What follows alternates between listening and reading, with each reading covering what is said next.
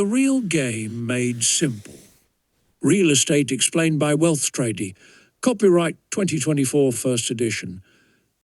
Time to play the real game. Introduction. The purpose of this book. This book is dedicated to Elizabeth Magee for her revolutionary work in showing us how the real game is played. Not just physically, but in how we think about wealth and fairness. Although this book won't focus on promoting Georgism, the underlying goal remains the same: to redistribute wealth from the educated classes back to the players who create value and do the work, also known as the working class. We will break open the real Monopoly game as it's played today. My mission is to whistleblow on the hidden aspects of the real estate industry, showing everyday homeowners how they can stop being taken advantage of by service providers and instead gain full control over their own wealth-building strategies. My promise to you. If you read this book from start to finish, I promise to show you how to play the real landlord's game that Elizabeth Magee intended. I'll walk you through strategies for building wealth, creating equitable partnerships, and reclaiming power from the monopolized service industries that often take advantage of homeowners. I will share the knowledge I've gained over decades in the real estate world, and together we will dismantle the unnecessary layers of service providers who profit from homeowners' assets. I will show you a clear path to becoming a responsible homeowner. Someone who knows how to rule fairly over their land and maximize their wealth in an equitable, sustainable way. Let's beat the game together. The original Monopoly purpose. Monopoly, originally patented as the landlord's game, wasn't created as an education game by Elizabeth Magee. It was designed to demonstrate the principles of Georgism, a movement aimed at reducing all taxes to a single tax on land and natural resources only, the things that no human can create. The idea was to free labor from excessive taxation and instead tax only what is naturally scarce, land. The goal was to shift the balance of power away from landlords who monopolized wealth through knowing the tax system. In Georgism, all man-made value like products or services would be free from taxation. Only land would be taxed. This concept would allow wealth to be distributed more fairly, promoting competition, quality, and opportunity in both urban and rural areas. The free parking concept in Monopoly? That's a nod to redistributing the tax revenue collected from land to benefit all the players in the game.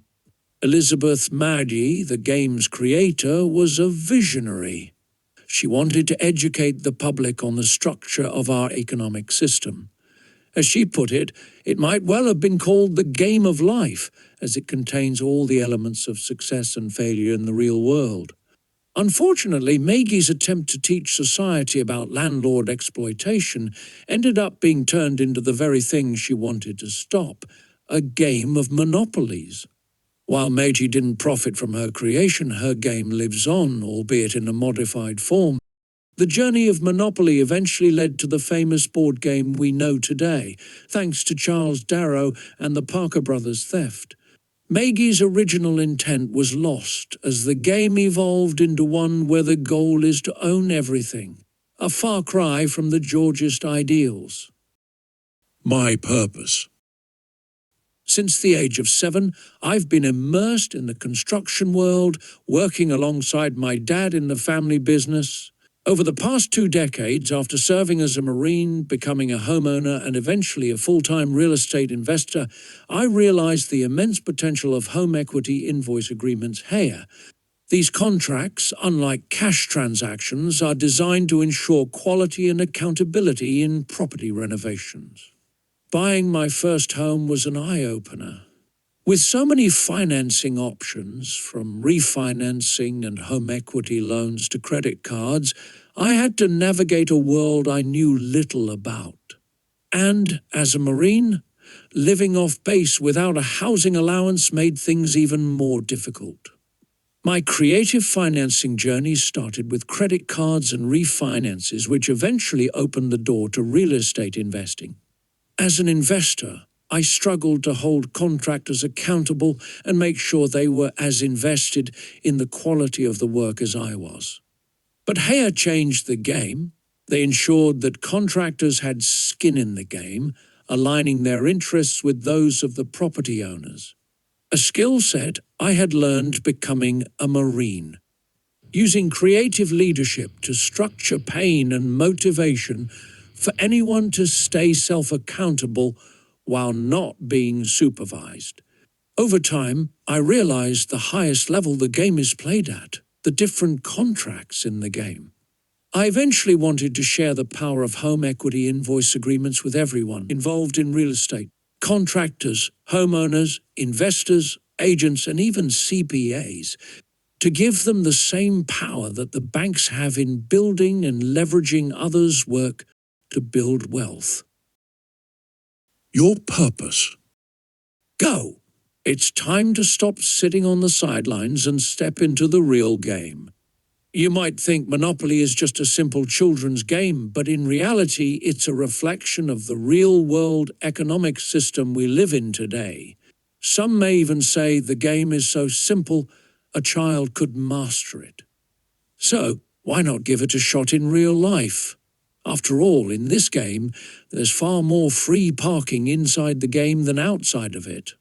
We're all playing the game, whether by choice or not. Wherever you laid your head last night, it was on a piece of land, also known as the game board. Whether you've been awake enough to see the game you're in or not, I'm here to make it crystal clear. I want to give you the power to become a real player in the real game by creating your own strategy. Let's beat the game together. If the analogy of the game board isn't clear, let me spell it out. Any piece of land is part of the game board.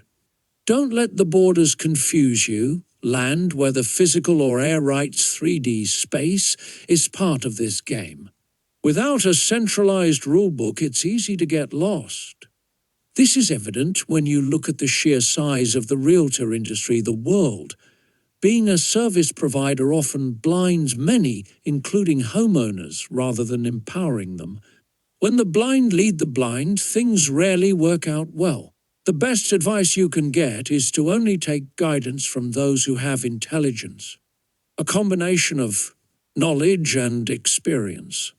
For instance, many realtors are paid in cash and have never actually owned a property to build wealth, also known as the game. No matter how many homes they've sold, they are not playing the game, they're being played by it.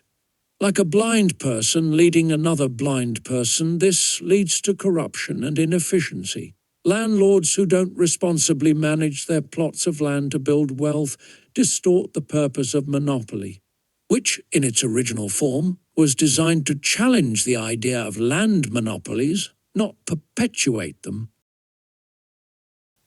Equity. The history and value. It was 2015, and after years of living in the barracks in Japan, he was finally back in the United States, ready for a change. The shared showers and cramped quarters had pushed me to seek a place for my own freedom. With a tight Marine budget, affording rent seemed like a stretch. But then I stumbled upon a discovery. I could buy a house with 0% down through a VA loan, and the monthly payments would be half of what I would have paid for rent. Even with this opportunity in hand, I had my worries. This was my first home purchase, and I had little knowledge and experience of real estate investing and home ownership.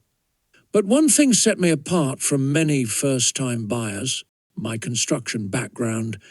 Since the age of 7, I'd been learning the ins and outs of the family business. Repairs and renovations didn't scare me. What I didn't fully understand, though, was the concept of equity and how it would play a pivotal role in my financial future. Much like me, centuries ago, landowners in England struggled with a similar issue. Their concerns weren't about making the right financial purchase, but about keeping what was rightfully theirs to survive on their own. Back in the 1300s, land represented more than just ownership. It was wealth, status, and security. Land disputes were common, and the king's courts applied strict rules called common law to determine ownership. However, these rules were rigid and often overlooked fairness. In 1349, the term equity emerged from the Latin word aequitas, meaning fairness or equality. It evolved into the French word equite, symbolizing justice and fairness. Equity came into English law in the 14th century to address the limitations of common law, where the king appointed a chancellor to introduce a system based on fairness where landowners could retain ownership even when the strict rules of common law fell short. This was the birth of real estate equity, a concept that went beyond ownership and into preserving land value across generations, which they had relied on to farm and survive. Similar to those early lords of land, I wasn't just buying a property to live in. I wanted to secure a future for myself and my family through its financial value to survive on. What I didn't fully grasp at the time was that I wasn't just purchasing a physical home, I was also buying something far more valuable, equity. And just like in the past, equity would become my lifeline to survive on. But first, I had to face the immediate challenge. Was I making a smart financial decision? My construction skills eased my concerns about repairs, but I was still nervous. Was this $70,000 house a good investment? Could I trust that it would hold its value? Without any formal experience in the real estate game, I had the same doubts as any other first-time homebuyer. Centuries earlier, in 1535, the Statute of Uses was passed in England, marking a significant shift in the game. It reformed land law by enforcing equitable principles, allowing others to enjoy land ownership even when the lord of the land held the legal title ownership. This was critical because it allowed families to protect the value of their land through shared responsibilities, much like how equity safeguards a homeowner's investment today. By the late 1600s, equity courts gained prominence, solidifying the system of fairness alongside common law, laying the foundation for modern equity practices in the real estate game today. Fast forward to the present, after processing the purchase of my first home, I received the appraisal. To my surprise, the house I had bought for $70,000 was already valued at $90,000. That extra $20,000 wasn't just luck, it was equity. I wasn't just buying a home, I was purchasing value, much like landlords centuries ago protected the long-term value of their estates. At first, this equity was abstract, a theoretical number on paper representing the difference between the home's market value and the debt I owed. But as I came to learn, this abstract value could eventually be converted into physical forms, whether through refinancing, selling, or borrowing against its abstract form. I could turn this equity into tangible wealth. Just like in the past, when landlords did centuries ago in different value forms, they secured their family's future through equitable agreements. How I had unknowingly secured mine. This realization was a turning point. What had seemed like a simple purchase was, in reality, a wealth-building strategy. The $20,000 in equity was more than a number, it was a form of financial power that could grow over time through appreciation or smart improvements. Equity had become my safety net, just as it had been for English landowners centuries ago. The key lesson from my experience is that when you purchase real estate, you're buying more than just a house. You're buying its equity, the hidden wealth that comes with it in different forms. But how do you ensure you're making a smart investment with equity in it? You don't need to figure it out on your own. By leveraging the expertise of professionals, you can maximize your search for equity. Leveraging real estate professionals for equity insights. Looking back, my first home purchase wasn't just about owning property, it was about securing equity. This abstract concept became a real, tangible asset that set the foundation for my future wealth. Whether through the equity courts of the 1600s or modern-day real estate deals, the principle remains the same. Equity is key to protecting and growing value in the real estate game. By understanding both the physical and abstract forms of equity and using the skills of real estate professionals, you can build long-term financial security with every property you buy. Purchasing a home for its equity is one of the fundamental game strategies for leveraging a property's value beyond the purchase price. By focusing on the equity value, you can play the real estate game more effectively. Ensuring each property purchase is a smart investment with equity in it to maximize your wealth. Here's how. 1. Realtors with Competitive Market Analysis (CMA). Realtors can help you assess how much similar homes in the area are worth on market, giving you insights into how much equity you're gaining with your purchase. These are licensed professionals through the National Association of Realtors that has been a business since 1908. These are not state licenses that any government entity has control over. As long as you can pass their ethics test and pay your dues, you can get a realtor license. 2. Licensed appraisers. An appraiser provides an objective evaluation of a home's true market value, allowing you to calculate your equity from day one. These are state-licensed professionals that the government has control over. They are not just educated on valuing a home, but experienced with many hours of practice before fully licensed. Although they are human too and make mistakes, as some are not taking the true market value of what a seller and buyer agree to what a property value is, so they can maintain control of the game for financial security in our banking and tax systems. 3. Experienced investors. Seasoned real estate investors can offer insights into market trends and spot properties with hidden potential for equity growth. Knowing where to look for equity is only one piece to the puzzle. Knowing how to utilize such equity in the game is where wealth is built. Wealth is where the game begins to be intently played. So one day you can retire from having to continue to play the game to survive and thrive, which is where we will begin to build the foundation of the game rules. Before diving into the different strategies you can leverage on the board. Wealth. Cash versus wealth.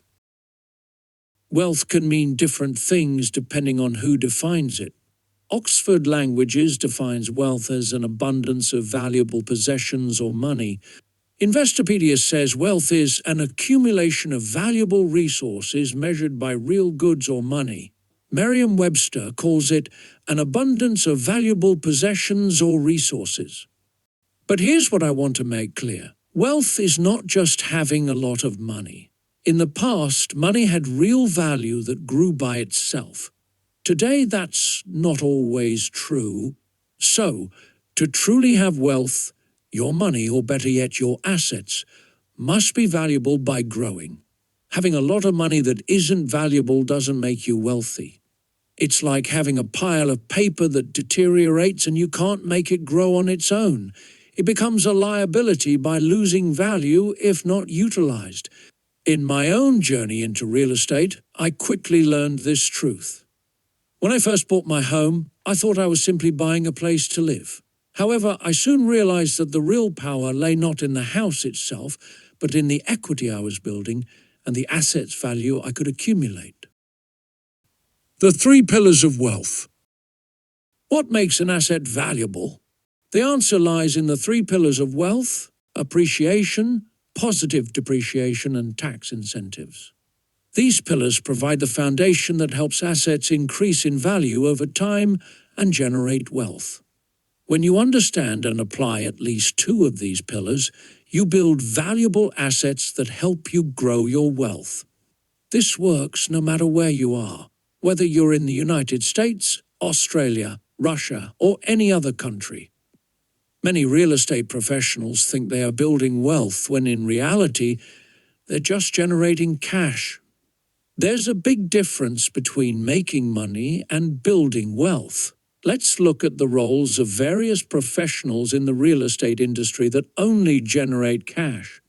Realtors. They often earn commissions on each transaction they complete. This income is ordinary income and is taxed at the highest rates. Even though they're involved in 90% of all real estate transactions pre-2024, they are only earning cash, not necessarily building wealth. Without owning appreciating assets or taking advantage of tax incentives, they're often stuck in a cycle of cash flow and high taxes. Contractors. Contractors play a critical role in building and maintaining real estate, yet they too are often compensated through ordinary income. The money they make is taxed at high rates, and unless they own the properties they're working on or invest in assets that appreciate, they are missing out on real wealth building. Homeowners and investors. Some homeowners or investors don't fully utilize their assets to build wealth. Simply owning a home doesn't guarantee you're building wealth. If they aren't using at least two of the three pillars of wealth, such as leveraging their equity with positive depreciation or using tax breaks, they're leaving money on the table that can negatively depreciate. These investors might be sitting on appreciating assets but failing to realize their full wealth-building potential because they don't use multiple wealth pillars to reduce their liabilities effectively. In each of these examples, real estate is involved significantly, but wealth isn't being built because these individuals are focused on generating cash rather than leveraging assets. Cash from commissions or labor isn't taxed favorably, and without understanding the importance of positive depreciation and tax incentives, they remain in the high-tax, low-wealth cycle. Tax incentives and the myth of risk-taking. One of the most important pillars of wealth, tax incentives, is designed to reward people who take risks. In the United States, the tax code provides lower tax rates for people who invest in assets and take on additional responsibilities. The idea is that those who risk more should be rewarded more. This is why ordinary income, like wages, is taxed higher, while long-term capital gains, profits from investments, are taxed lower. But here's the problem. Risk is subjective. The risk you're willing to take depends on how much knowledge and experience you have. For example, a seasoned real estate investor may not view buying a distressed property as risky, but for someone with no experience, it would be terrifying. The confidence to take risks comes from understanding the market, knowing how to structure deals, and having experience to fall back on. In other words, risk is not equally felt by everyone. It's largely based on intelligence, which itself comes from knowledge and experience. Elizabeth Magee, the creator of the landlord's game, the original version of Monopoly, sought to highlight this exact issue. She showed how the wealthy could keep getting richer by leveraging their knowledge of how wealth is built, while the working class, who lacked this knowledge, could never seem to break free from the cycle of poverty. Her game was a warning about how the tax system, ownership structures, and knowledge segregation contribute to wealth segregation. The flaw in the tax code. The tax system claims to reward risk, but in reality it rewards intelligence. The wealthiest people aren't taking risks blindly. They know exactly how to use the tax system, structure their deals, and minimize their liabilities. The working class, on the other hand, doesn't have the same access to knowledge all the time to learn about the complex tax strategies that could help them. This creates a cycle where those with knowledge, the wealthy, are able to take advantage of tax incentives, while those without the working class are stuck paying higher taxes on their ordinary income. Intelligence, not risk, is what's truly rewarded in the current system. This is why education is key to breaking the cycle. Without understanding the three pillars of wealth, appreciation, positive depreciation, and tax incentives, it's impossible to build real wealth. People need to be educated about how these systems work so they can take advantage of them too. Cash is not wealth, it's a liability. Cash on its own is not wealth. It loses value over time due to inflation. While cash can be used to purchase things of value, it does not appreciate, does not offer tax breaks, and does not reduce liabilities like other assets. For this reason, cash is often a liability in a wealth-building system. However, there is one situation where cash can have value as part of a wealth-building strategy: profit from debt structures. For example, when you take on a loan to buy a property or another asset, and that asset appreciates, after your property has appreciated enough to have equity in it, you can refinance the asset, pay off the original debt, and keep the excess cash from the new debt against its appreciated value. This profit from the new debt is often tax-free because it doesn't count as income. It is debt, which is not taxable. In this case, you're utilizing one of the pillars, tax incentives, since the profit isn't taxed like regular cash profit. While this may seem like a good deal, here's the catch: you're only utilizing one pillar of wealth. Sure, the cash is tax-free, but if you're not also leveraging appreciation or positive depreciation, you're not truly building wealth. Cash from debt might give you a quick tax-free boost, but without leveraging other pillars, it won't grow long-term wealth. It will begin losing value as soon as you have it. This example shows that cash can have its moments of value, but to build lasting wealth, you need to employ at least two of the three pillars of wealth. Without that, cash will remain taxed at the highest rates and will continue to lose purchasing power over time. The real power of real estate. Real estate is one of the best ways to build wealth because it uses all three pillars. Properties can appreciate in value, reduce their debts through positive depreciation, and offer significant tax breaks. Even if one of these pillars isn't working perfectly, real estate typically checks off at least two, making it a powerful asset for building wealth.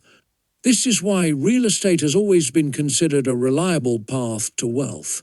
It has the potential to grow in value, reduce liabilities, and benefit from the tax system all at once. The most important thing to remember is that wealth isn't about how much cash you have right now.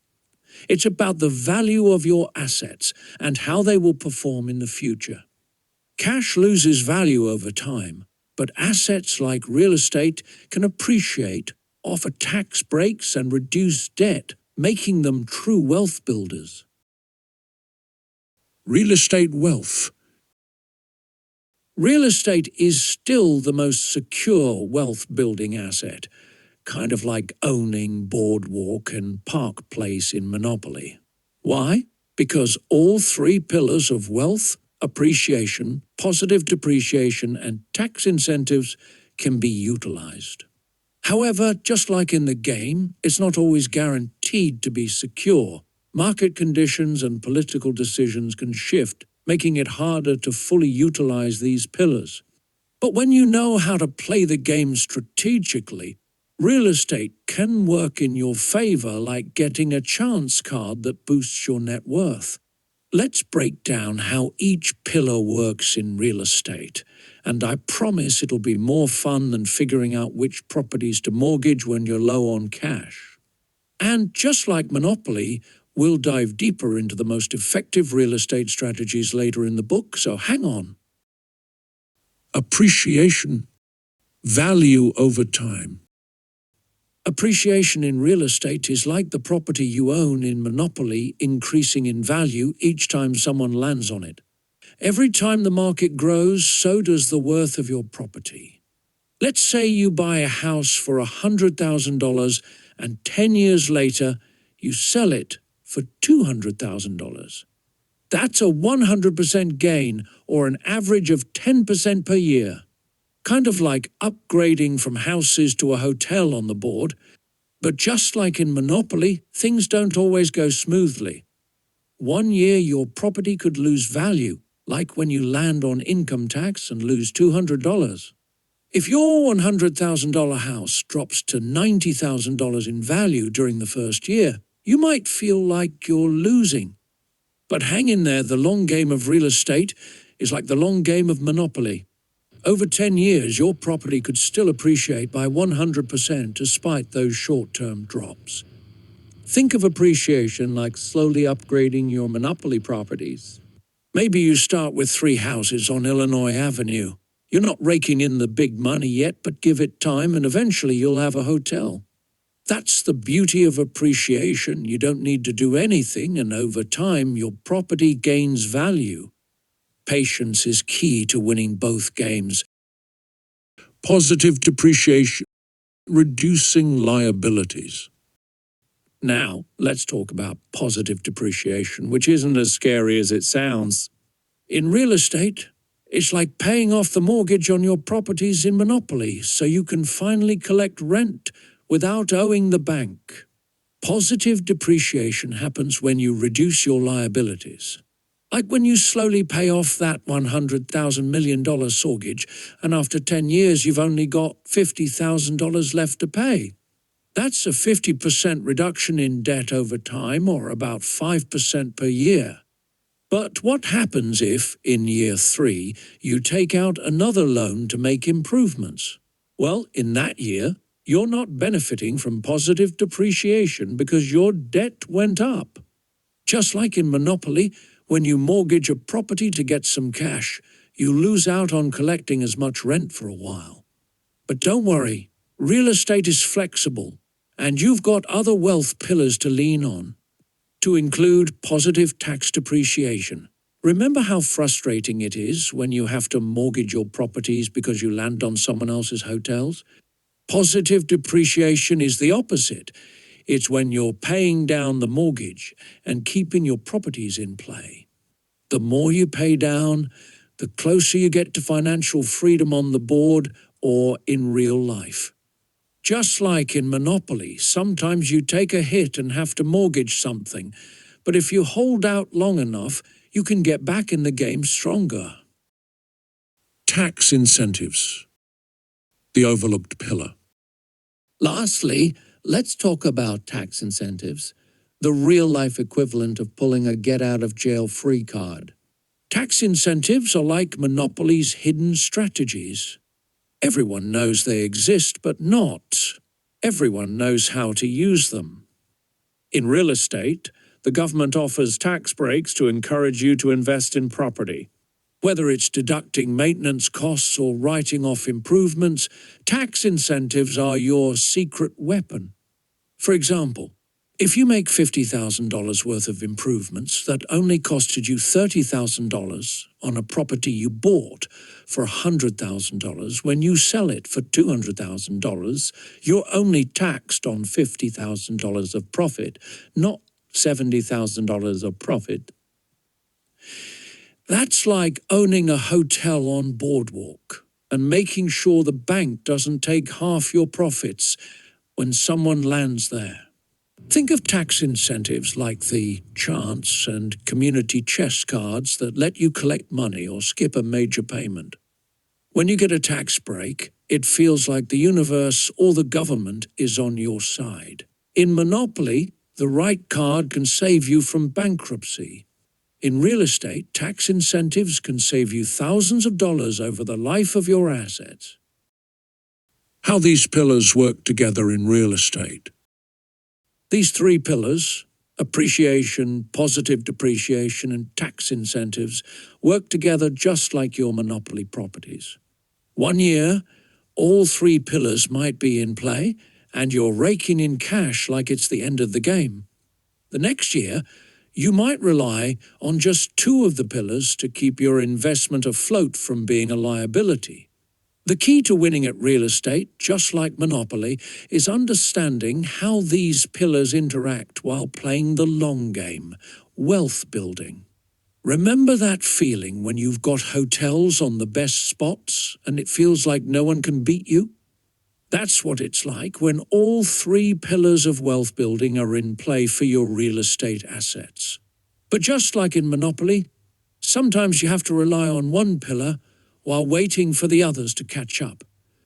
The beauty of real estate is that, much like the game, you can always bounce back, even if you're down for a while. Leveraging real estate wealth. Now let's put all these pillars into action with a personal example. My first property was bought for $70,000. And after putting in $10,000 worth of improvements of only $4,000 hard costs to me, its value jumped to $120,000. I was able to refinance and pull out $16,000 tax-free, which felt like landing on free parking, scooping up all the money in the middle. Especially since I was already renting out 2 of the rooms in the property to other Marines that wanted out of the barracks life too, maximizing my positive depreciation leverage. Think of this like buying houses and hotels on low-cost properties like Baltic Avenue, and then upgrading them over time. By adding value to my property, I forced appreciation, just like upgrading from houses to hotels. And when I refinanced, it was like pulling the card to go directly to free parking, without having to pay any tax on the extra money I pulled out. The power of real estate's flexibility. At the time, I didn't realize that I was leveraging all 3 pillars. I was just trying to make sure I didn't go bankrupt, much like avoiding bankruptcy in Monopoly. The beauty of real estate, much like the game, is that even when you're not sure what you're doing, the system helps you. The game of real estate can work for you, often without you having to master every single rule up front. In Monopoly, sometimes you win by chance, but most of the time, you win because you understand how to use the game's rules to your advantage. Real estate is the same.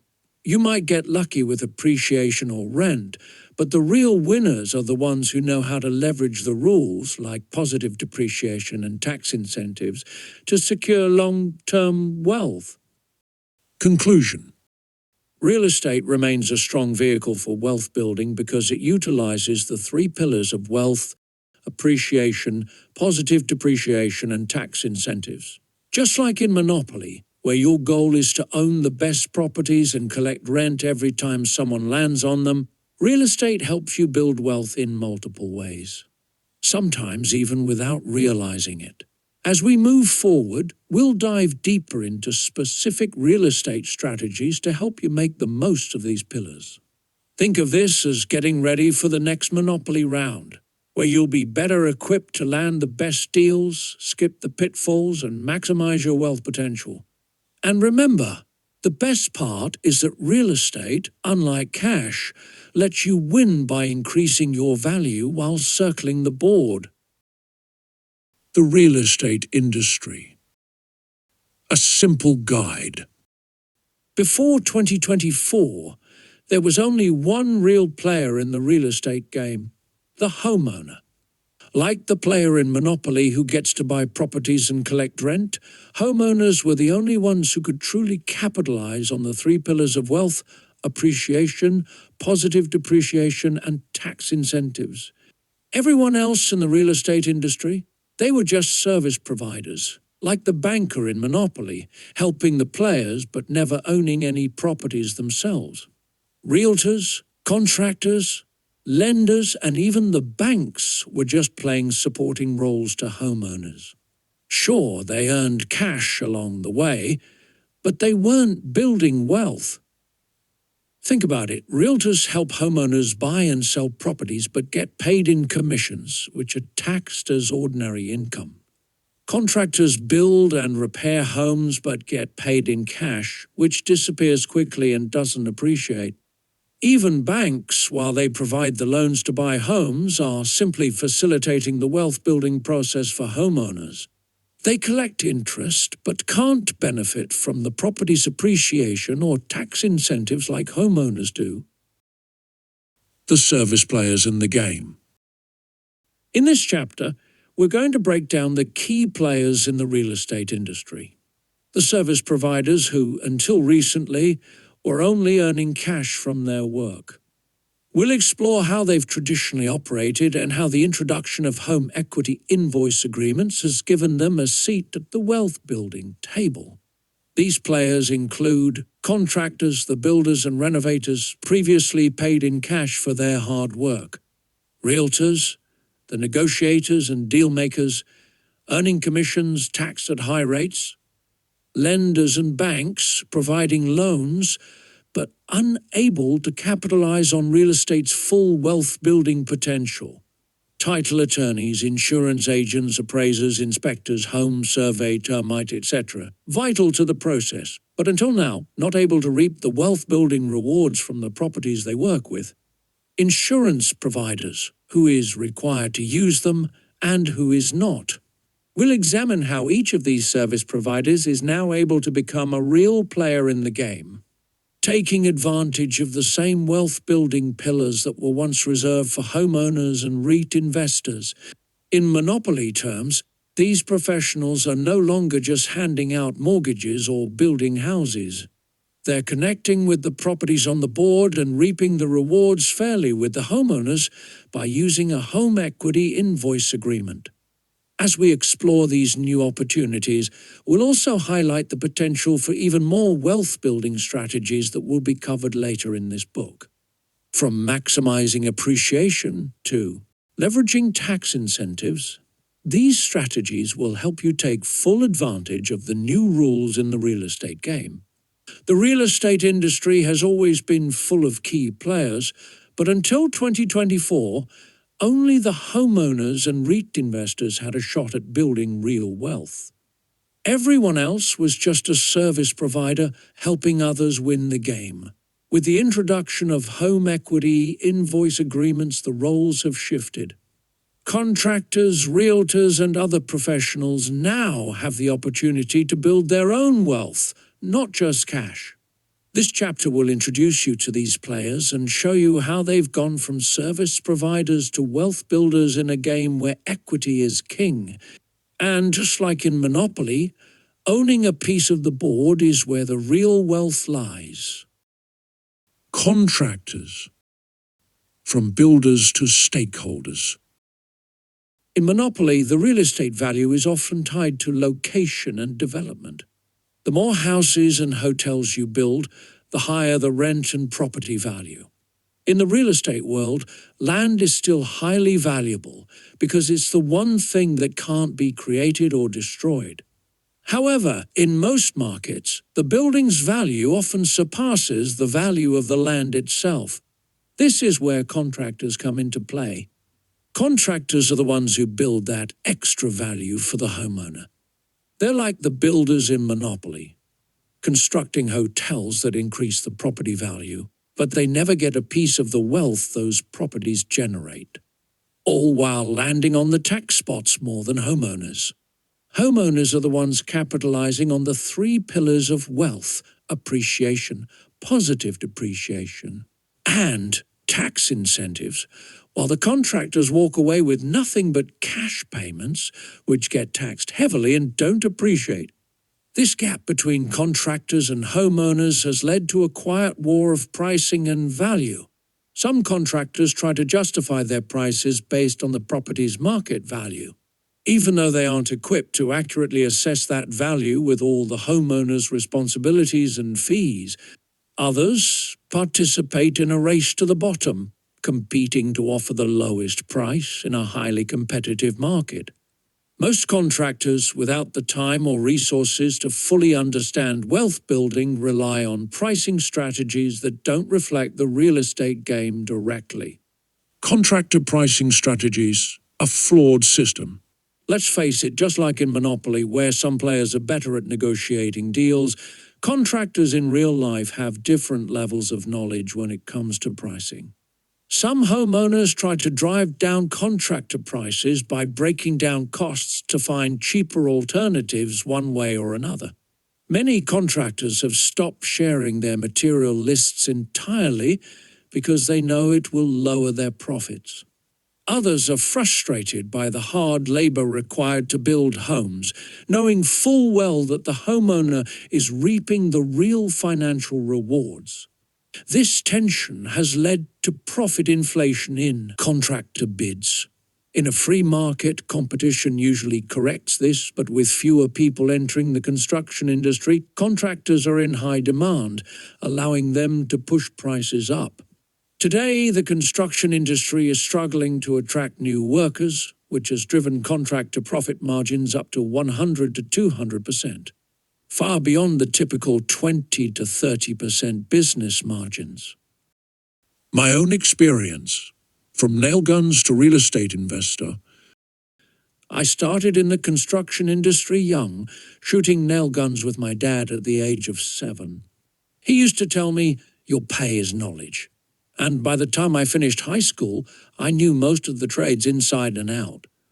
My dad's business was in residential and small commercial construction, and I saw firsthand how more profit didn't mean more pay for workers.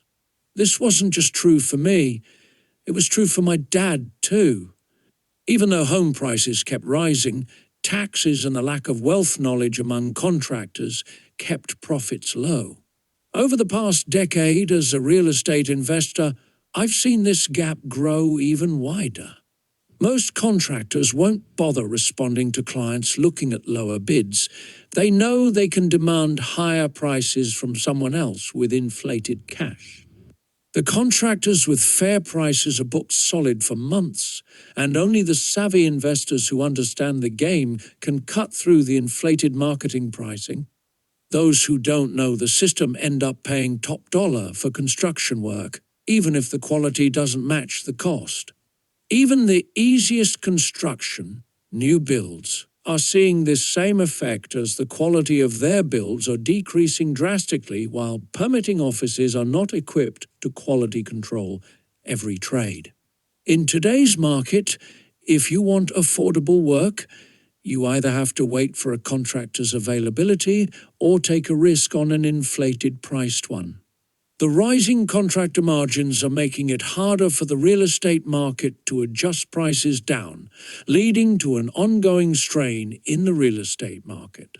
One which the government has noticed, yet decided to only control and incentives government contractors who work on cities' infrastructures, which has not corrected the manpower issues in this sector of contractors either. This has only increased profits for the companies managing members with the government contracts, not the contractor employees. This has only contributed to the government receiving more taxes from higher priced bids. A turning point. Creating home equity invoice agreements. By 2024, I'd had enough. Every service company was draining wealth from my real estate investments one way or another. As someone who had started in construction, built real estate portfolios and experienced the hard labor required to build properties, I knew contractors deserved a better path to wealth while solving homeowners' issues in the market. Drawing on my experience from the Marine Corps, where I learned to lead through abstract structures of motivation and pain, I developed the concept of home equity invoice agreements. It's like handing contractors a piece of the monopoly board they have been wanting, real wealth. No longer do they have to overcharge clients to make enough cash to invest elsewhere. Instead of taking heavily taxed cash payments, contractors can now earn equity in the property they build, allowing them to build wealth directly from the real estate itself, bypassing many high taxes and reducing the homeowner's costs. With home equity invoice agreements, contractors finally have a stake in the property's success. Instead of walking away after completing the job and getting paid, they now share in the property's future appreciation and tax benefits. It's a win-win. Homeowners get self-accountable quality work, and contractors can finally start building wealth in the same way homeowners have always done. Bridging the wealth gap. The construction industry has long been stuck in a cycle where cash payments are the norm and wealth building is reserved for homeowners.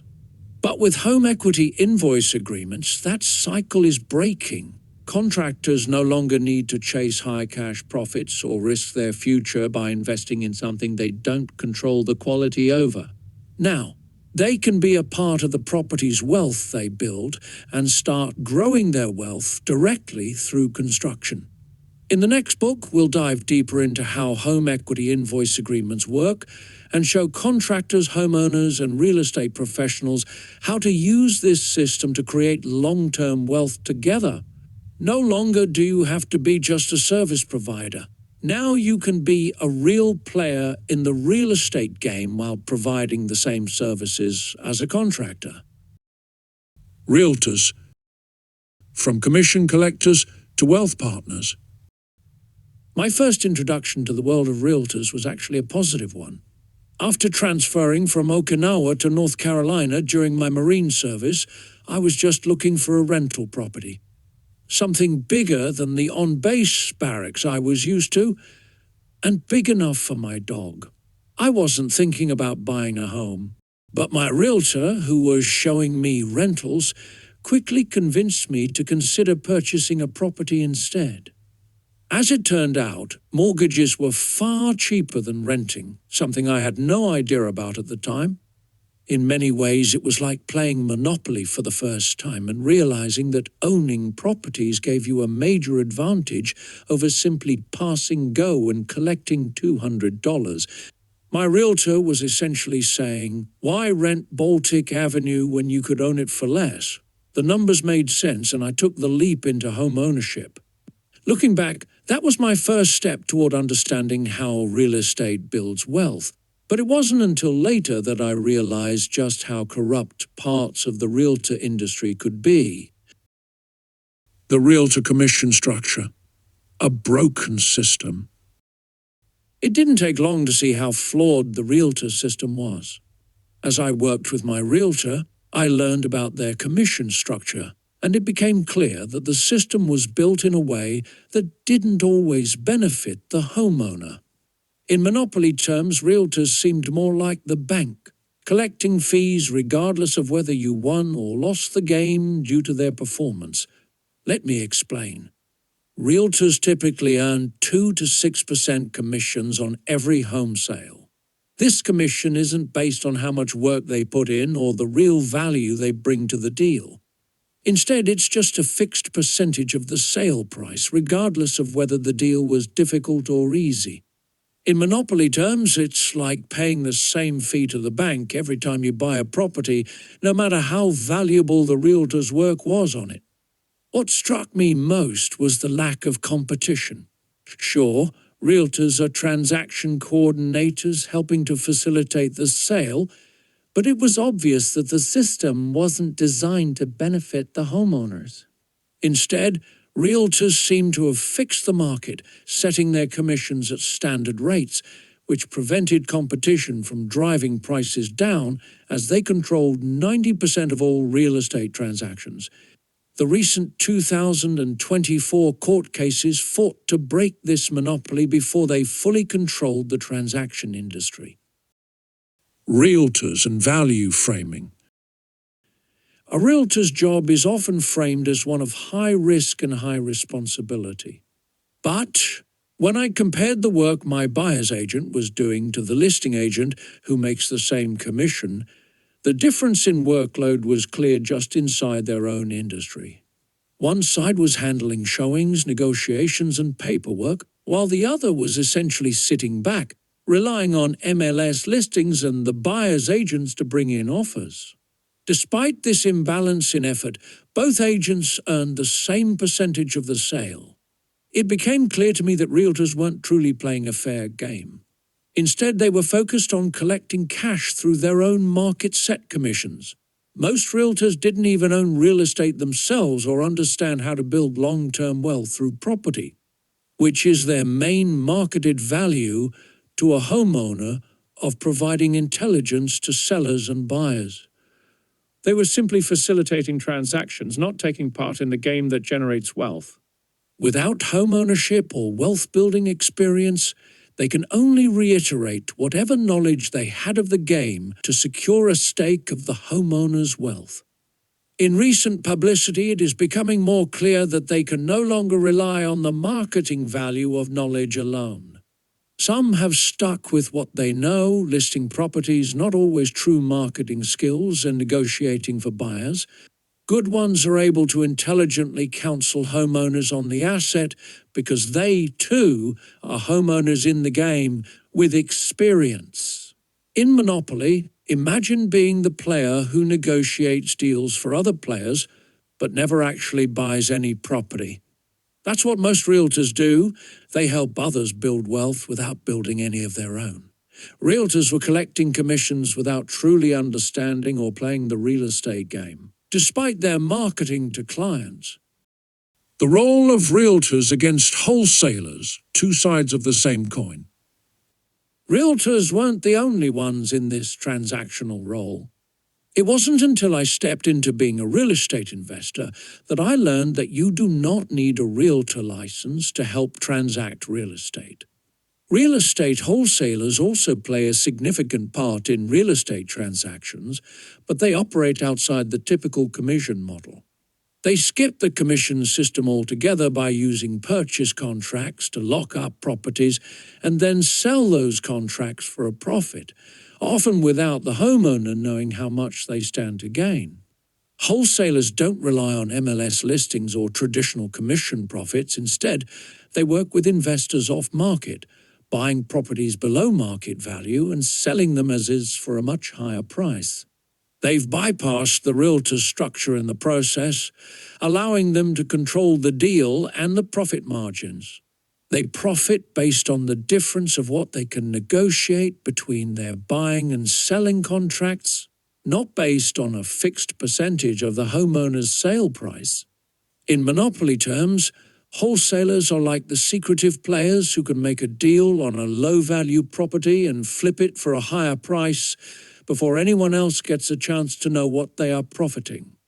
Realtors, on the other hand, are more like transaction facilitators who rely on the established rules of the game, the agency commission structure, to collect their fees. Both have their place in the game, but wholesalers tend to walk away with higher profits because they don't disclose their gains to selling homeowners. Realtors and the MLS controlling the supply. Realtors have cornered the market through their control of their National Association of Realtor, NAR, MLS's multiple listing service. This system allows them to list properties and control access to the highest retail prices, known as on-market properties.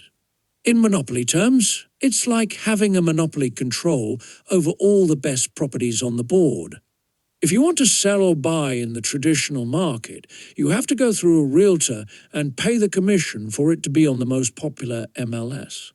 This has been challenged in many ways since 2024 to break this monopoly, while court cases have been carried out for their costs to be clear to clients so they can decide their individual selling and buying values, leaving it open for other MLSs to compete with the NARs, providing a free market for homeowners without the need of realtors to control their MLSs. Wholesalers, on the other hand, have carved out a niche by focusing on off-market properties, those that don't have equity or are sold in as is condition while being distressed. It's like playing Monopoly with a whole other set of rules, where the properties are still valuable but don't follow the traditional realtor pathways for transacting real estate. Both profit more while holding more knowledge than homeowners do, allowing either a wholesaler to transact as they please under the homeowner's costs, or realtors able to justify and market their industry insights as value for a homeowner to pay for. This ensures not only job security, but also higher profits for both parties that are not even in the real estate game, taking the risks that homeowners carry knowingly or not.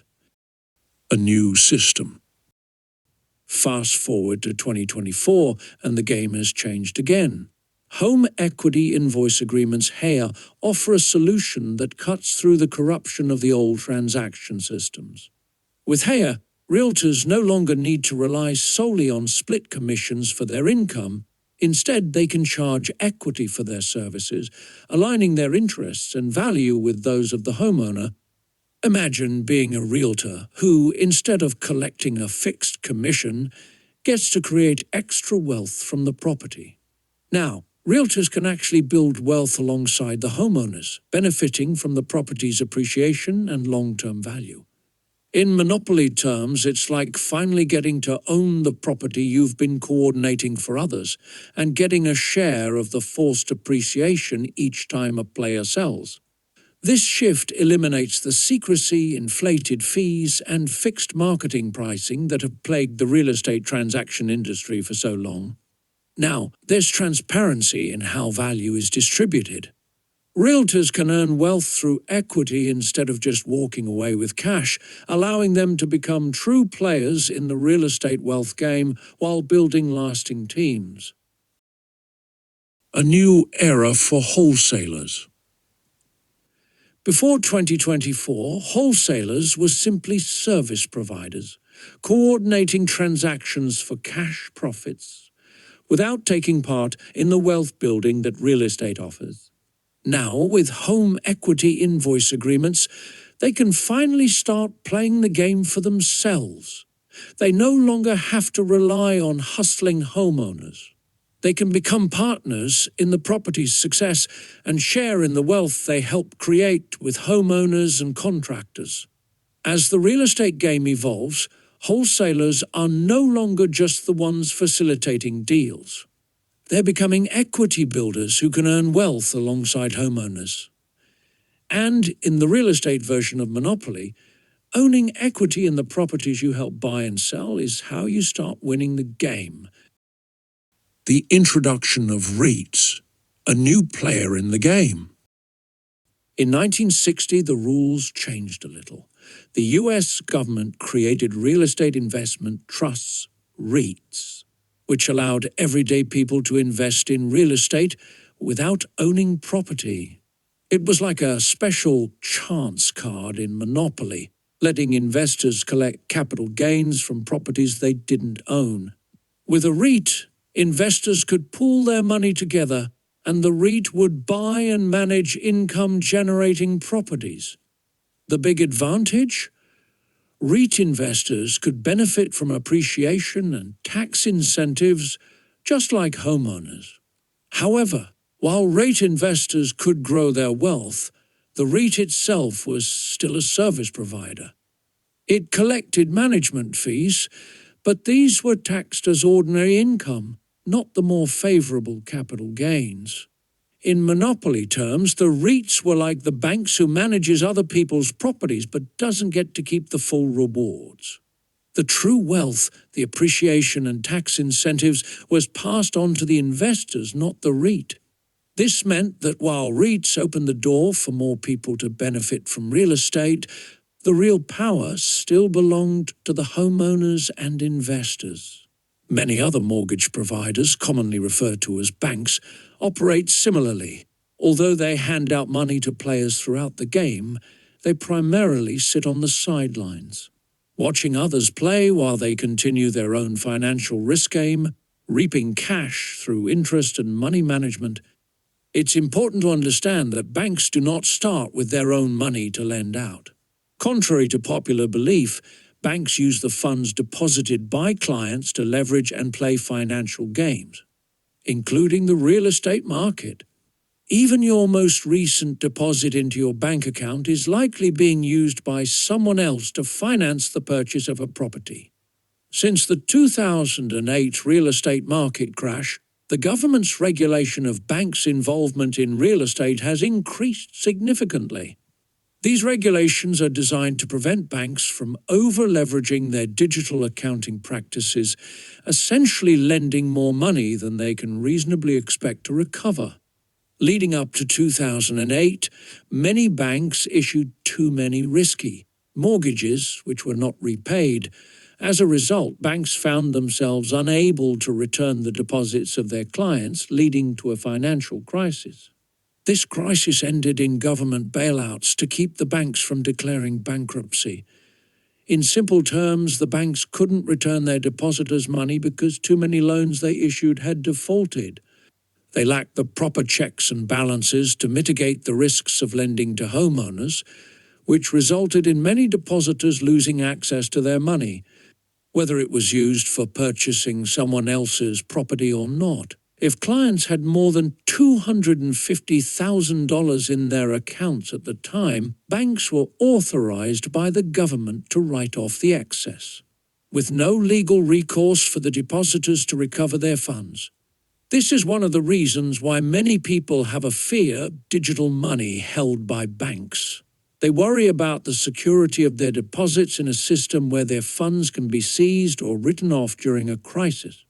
However, this concern about traditional digital money, which banks manage, should not be confused with cryptocurrency. Cryptocurrency is a secure digital asset that cannot be written off or seized by any third party, including governments. A game changer, home equity invoice agreements. Fast forward to 2024, and the rules of the game have changed again. This time, it's not just about allowing more people to invest in real estate, it's about letting contractors, realtors, and capital service providers finally get a piece of the wealth-building action. Home equity invoice agreements give these professionals the chance to stop being service providers and start being players in the game. Here's how it works. Instead of getting paid in cash, which is taxed at the highest rates, service providers like banks and funds can now get paid in equity. That means they get a stake in the property's future appreciation and tax benefits directly. Imagine being the bank in Monopoly who funds a hotel on Boardwalk. Before, you would have just walked away with cash and watched as the property owner and investors built wealth. But now, with home equity invoice agreements, you get to own a piece of the wealth. Contractors, realtors, and capital service providers can finally build wealth just like homeowners and REIT investors. This new system has transformed the real estate industry, allowing those who were once paid to help others build wealth to now share in the wealth-building process themselves. By earning equity instead of cash, service providers can now enjoy the appreciation and tax incentive benefits that homeowners and REIT investors have had access to for decades. Title agents, the guardians of ownership. In Monopoly, owning a property is as simple as holding the property card deed, but in real life it's much more complicated. Understanding title agents requires a deeper dive into the terms of the deed, a deed, and title, which are often used interchangeably but mean very different things. Somewhere along the way our economic game evolved, but we forgot to create new words for the different types of ownership we invented. This confusion only benefits those already in the know. Offering job security to professionals like title agents and attorneys, while leaving the rest of us to rely on them when they are not always needed. The deed against a deed, clearing up the confusion. To understand why title agents exist, we need to clear up the confusion between deed with a capital D and deed with a lowercase d. While both are related to property ownership, they represent very different things. The deed with a capital D refers to the main ownership of a property. It's the physical document that proves someone is the homeowner. The same way holding the property card in Monopoly proves you own a property. In real estate, when you buy a property, you receive a general warranty deed, special warranty deed, or quick claim deeds, which transfers full ownership, title to someone. This is the ultimate claim to the property. A deed with a lowercase d refers to limited ownership rights or specific aspects of property ownership. These are the deeds that allow the main owner holding the deed to grant certain rights title to others without giving up full ownership of the property. In monopoly terms, it's like letting someone manage or collect rent from your property, but they don't own the property itself. Some examples include mortgage deed. This is often used in first mortgages where the borrower transfers temporary rights to a trustee until the loan is paid off. Once the debt is settled, full ownership control returns to the borrower. Trust deed. This deed secures a loan or second mortgage with the property as collateral. While the borrower retains some ownership, the lender holds an interest in the property until the mortgage or agreement is paid off. Contract deed, a type of agreement where the seller finances the buyer's purchase, but the seller retains the deed full ownership until the buyer completes the payments. This distinction between the deed full ownership and a deed partial or conditional rights is often muddled, leading to confusion for buyers and sellers alike. This is where title agents step in to clear up the mess. Their role is to verify that the deed is correctly transferred and that no unresolved deeds or claims are lurking in the background for the buyer.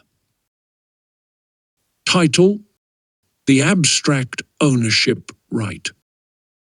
Adding to the confusion is the concept of title, which isn't a physical document like a deed, but an abstract legal claim to ownership. If you hold title to a property, it means you have the legal right to control and benefit from the property. Title represents the complete bundle of rights associated with owning a property, even if different people hold rights to different parts of it. For example, the person holding the deed has clear title. They own the property outright. But someone holding a deed, like a trustee or a lender, may have a claim on specific rights title without having full ownership. This is where things get complicated, especially when multiple parties hold various rights title to the same property. Ensuring that the deed's main ownership title is clear is one of the main reasons title agents exist. Title agents, sorting out the complexities for job security. Title agents serve as the gatekeepers of the real estate game. Their job is to sift through the physical records, the deeds, and sort out who actually owns what. They trace the chain of title, which is a property's complete history of ownership, to ensure that there are no gaps, unresolved claims, or disputes about who owns the property. This complexity and the confusion it creates is a form of job security beyond the required use of title agents for conventional mortgages and title insurance. Most buyers and sellers don't have the time or expertise to navigate the web of deeds and titles, so they rely on title agents to ensure that the property they're buying is clear of any issues. Title agents verify that 1. The deed full ownership is being properly transferred to the new owner. 2. No one else with a deed limited ownership still holds rights that could interfere with the sale. Title agents also offer title insurance to guarantee that their research was correct. If they miss something, and a previous owner makes a claim on the property, title insurance covers the legal costs and any financial losses. Although it is important to check what your title company is willing to cover under their insurance, as they are a service provider too that does not share the responsibility homeowners, the lords of the land, do. Title insurance, guarding against hidden deeds. Even the best title agents can miss things, especially when dealing with unrecorded deeds, sometimes called pocket deeds. These are deeds that were never publicly recorded, meaning they don't show up in the title search. While title agents can verify publicly recorded deeds, they have no way of knowing if there's a secret pocket deed hiding somewhere that gives someone else legal claim to a property. Title insurance protects against this. If an unrecorded deed turns up after the sale, the insurance will cover the buyer's legal costs. Unless it was a pocket deed, which title insurance generally doesn't cover. This gap creates a potential risk for both buyers and sellers, but without title insurance, the risks would be much greater. Properties that have third-party loans mortgages tied to the property often require title insurance to protect their financing of the property. Title agents, optional referees in the game. Just like in Monopoly, you don't technically need a referee to play the game, but it helps. Title agents are not essential, but they offer peace of mind and clarity in a system designed to be confusing. While anyone can access public records and trace ownership, it's easy to make mistakes in the mess of recording systems we use. The expertise of a title agent ensures that the chain of title is intact, that all deeds and deeds are accounted for, and that you're getting what you paid for, clear ownership. Title agents are the silent players behind the scenes, ensuring that the game is played fairly, by verifying that the property's deed is legitimate and that no unresolved deeds or claims remain. They protect buyers and sellers from future disputes. While the complexity of the system can be frustrating, it also keeps title agents in business, offering job security from those who do not understand the intricate differences between deeds, and titles. If you've ever felt confused by real estate terminology, don't worry, you're not alone. Title agents thrive on this confusion, helping to clarify and protect your rights when you buy or sell property. With title insurance as your safety net, you can move forward in the real estate game with confidence. Just make sure to read what your title insurance covers before believing that you need it. Not all title insurance are built the same and is highly subjective to what a title agent is willing to cover. Insurance companies. The hidden rules in the real estate game. In Monopoly, you don't have to worry about a hurricane knocking down your hotel on Boardwalk or a fire sweeping through your properties. But in real life, owning property isn't so simple. Insurance companies play a significant role in making sure your physical assets and the lender's financial interests are protected. The key is knowing when insurance is required, when it's optional, and how to navigate the system like a pro. Think of it like having an extra layer of protection in the game, even if it costs you a little extra. However, here's the kicker. Only about 5 to 7% of homeowners actually file claims each year, and even when they do, many don't recover the full value of their claim due to deductibles, coverage limits, and other factors. This is part of why insurance companies often collect far more in premiums than they pay out in claims, making them the quiet winners in this part of the game. Homeowner property insurance. Protecting your hotels and houses. In Monopoly, once you buy a property and put up houses or hotels, you can sit back and watch the wealth roll in. But in real life, those physical structures are at risk from everything from fires to floods. This is where property insurance comes into play.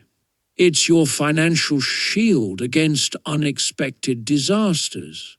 However, keep in mind that only about 5% of homeowners ever file a claim, and when they do, they may not recover the full amount. For example, high deductibles or policy limitations could mean that a claim for $10,000 in damages only nets a payout of $7,000. This gap between claims and full recovery adds to the profitability of insurance companies. While many claims are never paid out at all due to many coverage limits of their policies around natural disasters, what they claim to be acts of God in a financial game. Types of property insurance. Homeowners insurance, this is your basic protection for your property, covering your house, your belongings, and even your liability if someone gets hurt on your property. If you have a mortgage, your lender will make sure you have this before you can even step foot into the game. Required. If you have a mortgage, your lender will always require homeowners insurance to protect their investment. Not required. If you own your home outright, lucky you, or using non-conventional capital. It's optional, but still a smart move to protect your investment in high-risk areas. Flood insurance. If your property is in a flood zone, it's like playing Monopoly with a high chance of landing on the chance card that floods your property. Flood insurance covers damages caused by floods, which regular homeowners insurance doesn't. Required. If your home is in a high-risk flood zone and you're using a mortgage, flood insurance is a must. Not required. If you're not in a flood zone, it's optional. Earthquake insurance. Just like floods, earthquakes aren't covered by your standard policy. If you live in an earthquake-prone area, it's a smart add-on. Required. Not usually required by lenders unless you're in a high-risk earthquake area. Not required. Optional for most people, but essential if you're in a shaky spot like California. Windstorm insurance. In some areas, especially along the coast, windstorms think. Hurricanes or tornadoes are a big risk. If you're in a hurricane-prone region, this might be a separate policy. Required. Your lender may require it if you're in a high-risk windstorm area. Not required. Optional if you're far from any major wind risks. Mortgage insurance, protecting the banker's interest. In the monopoly world, you only have to worry about keeping your properties out of the hands of other players. But in the real world, lenders, the bankers of this game, want protection too. That's where mortgage insurance comes in. It doesn't help you, the homeowner. It's all about protecting the lender in case you can't pay the mortgage. Types of mortgage insurance. Private mortgage insurance, PMI. If you don't put at least 20% down when buying your home, the lender will require you to pay PMI. It's like paying rent to the bank for not having enough skin in the game. Required. If your down payment is less than 20% on a conventional loan, PMI is a must. Not required. Once you've built up 20% equity, you can ask to have PMI removed. So no more extra payments to the bank. Although many never do and the lender rarely lets you know. FHA mortgage insurance premium, MIP. If you go with an FHA loan, which often allows lower down payments, you'll need to pay MIP. Unlike PMI, MIP sticks around for much longer, usually for the life of the loan, unless you refinance. Required. MIP is mandatory for all FHA loans, regardless of how much you put down. Not required. If you refinance into a conventional loan with 20% equity, you can avoid MIP.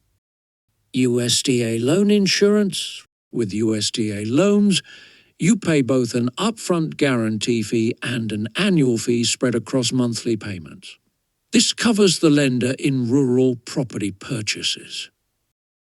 Required. All USDA loans come with this insurance. Not required. Not applicable for other conventional and non-conventional loans. VA loans. With VA loans, instead of mortgage insurance, there's a VA funding fee. The good news? Some veterans are exempt from paying it, and you can roll the fee into your loan amount. Required for most VA loans, this fee is mandatory. Not required. Some veterans may qualify for an exemption. PMI against MIP, the game pieces you need to understand. Though both PMI and MIP are types of mortgage insurance, they apply in different situations. PMI applies to conventional loans when you put down less than 20%. You can get rid of it once your equity hits 20%, meaning more cash or positive depreciation for you. EPI applies to FHA loans and stays with you for the life of the loan unless you refinance into a conventional loan. MIP sticks around much longer, making it a bigger commitment and cost. The escrow account, your game bank. When you're managing multiple expenses in the real estate game, like property taxes and insurance premiums, your lender sets up an escrow account to keep things running smoothly. Think of it as the game bank. You deposit extra money with each mortgage payment, and the lender uses it to cover your property insurance, mortgage insurance, and taxes when they come due. Why escrow exists? Lenders don't want you to fall behind on taxes or insurance. If you do, they're at risk. So, they collect a little extra each month to make sure those big bills get paid on time, which allows the big bills to be spread out to monthly payments. When it's required, Most lenders will require you to have an escrow account. It's part of the game rules to protect the lender's investment from property damages or tax foreclosures.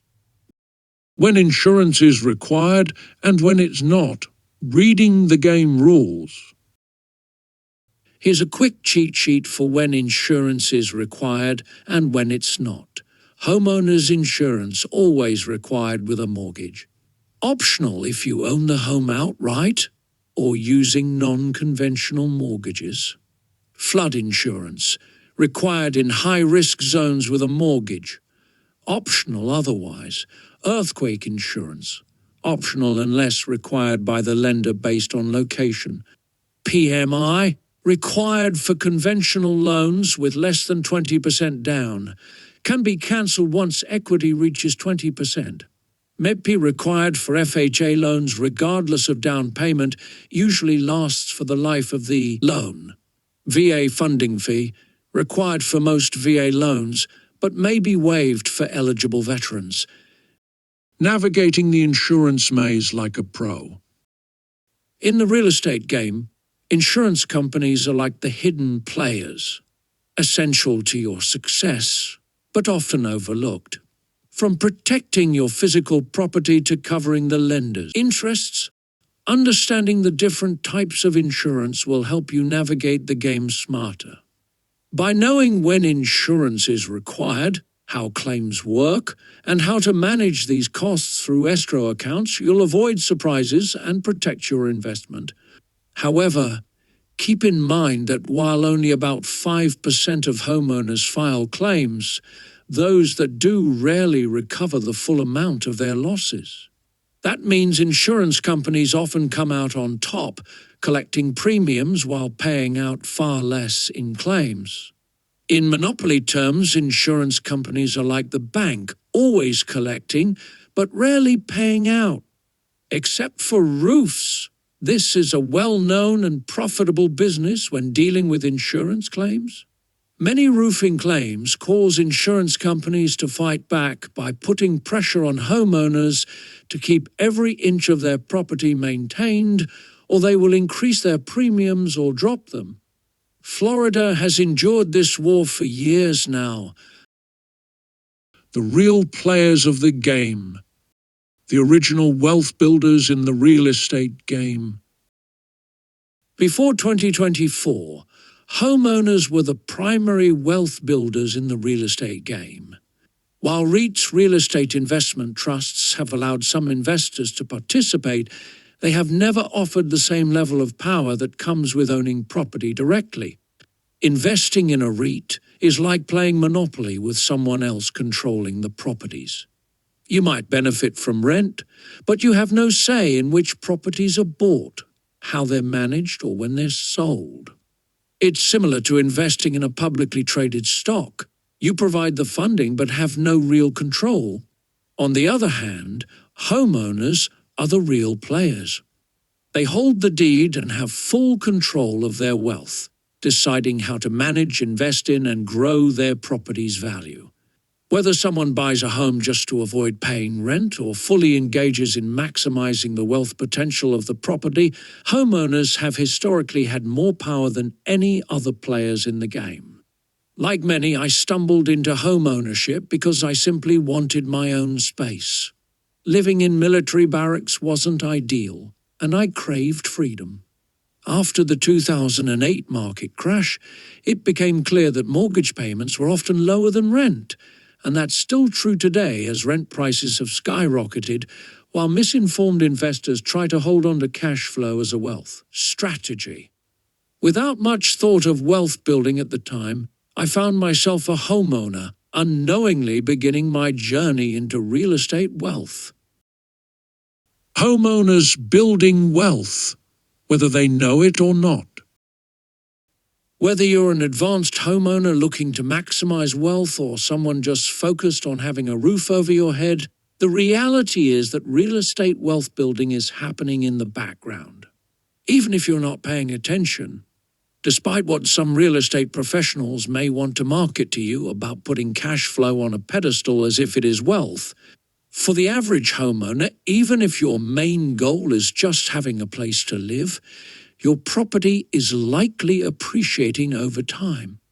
Historically, real estate has appreciated an average of at least 5% annually, which means your wealth is increasing as your home's value grows, while still reaping the benefits of different tax incentives. 2 of the 3 wealth pillars are in use while just being a normal homeowner not looking to build wealth. For the advanced homeowner or investor, the focus is on actively maximizing the 3 pillars of real estate wealth: appreciation, positive depreciation, and tax incentives. Investors look to guarantee appreciation through smart improvements or market timing, ensure positive depreciation by reducing liabilities like paying down mortgage debt with cash flow rentals, and maximize tax benefits through strategies like cost segregation, rental income, or revolving debt structures. Whether you're casually owning a home or strategically building wealth, you're still utilizing the tax structure of your property to reduce your tax burden. As the property positively depreciates your liabilities and expenses, you're leveraging the tax incentives that come with homeownership, sometimes without even knowing it. While not all homeownership builds wealth, and some may end up being more of a liability than an asset, it takes minimum property management to be able to build wealth. The game changer: home equity invoice agreements. Whether you're a simple homeowner or a serious investor, you can now force appreciation and further maximize your wealth building potential through home equity invoice agreements. HERE. These agreements allow you to build equity in your property by paying contractors in equity instead of cash, giving them a vested interest in ensuring the property's value grows. This concept is a game changer for homeowners because it allows you to secure appreciation and ensure that the value of your property grows, both through improvements and the increasing value of your home over time. It gives an extra leverage point for homeowners to not need costly banks or lenders to rely on during their homeownership. In our next Pro book, we'll dive deeper into how this naturally happens as a byproduct of using this powerful structure, like how home ownership is naturally a wealth-building structure.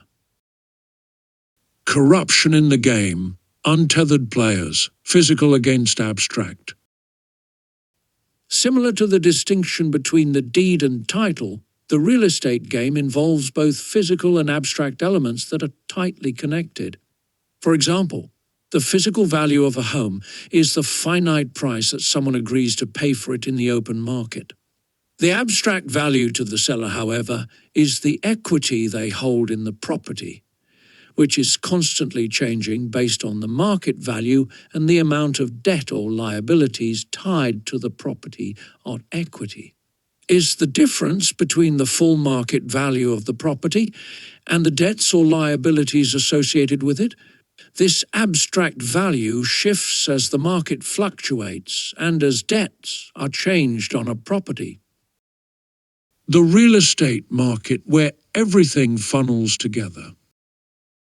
Another important distinction to make is between the physical cost of constructing a building and the abstract market value of that building. Before 2024, there was no connection between what it cost to build a property and what that property was worth on the market. Homeowners and contractors would agree on a price based on the construction industry's supply and demand of available labor, often disconnected from the property's ultimate resale value. This lack of alignment created several issues. Contractors often inject a marketing-based abstract value into their pricing, their services far above the physical costs of building the property. Homeowners, on the other hand, were responsible for keeping construction costs within the bounds of the property's end value. The real estate market is the end-all value that everything falls under, also known as the property's value. It has been the homeowner's full responsibility to make sure all costs and values are kept under the market's end value of a property. This has become more challenging as the market value has many other service providers that have leached into the game, causing more costs to homeownership, making it difficult for a single homeowner to manage a property without the service industries in the game charging prices unconnected to the property's value. Maximizing the homeowner's role. Before 2024, homeowners were the only true wealth players in the real estate game. REIT investors had limited control, relying on someone else to manage their wealth, but homeowners had full control and responsibility of their financial destiny. Now, with tools like home equity invoice agreements, homeowners can maximize their role and secure wealth building in new ways. By closing the gap between service providers and the real estate market value, homeowners can better align the physical and abstract aspects of their property's value and costs. Whether you're just looking for a place to live or actively working to build wealth, homeownership continues to be one of the most powerful wealth-building assets available. While home equity invoice agreements empower the lords of the land to control service providers fairly. Market or job security.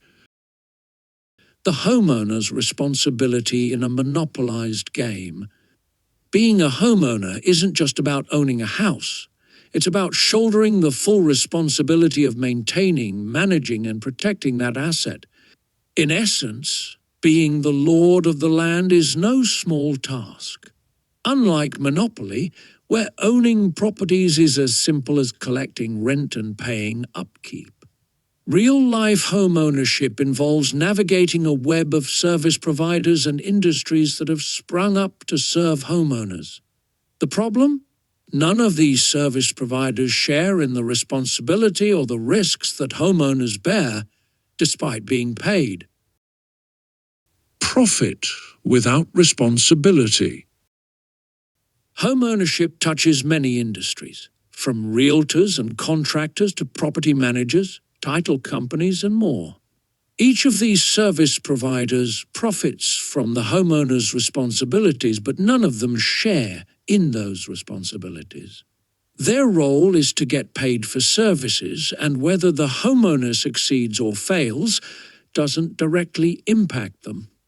As long as they have served and got paid, that is their only liability.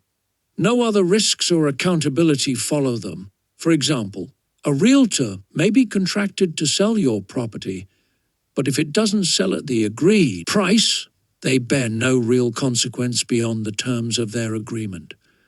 The homeowner, on the other hand, is left holding the property, still responsible for its upkeep, mortgage, and other expenses while the realtor attempted to sell it.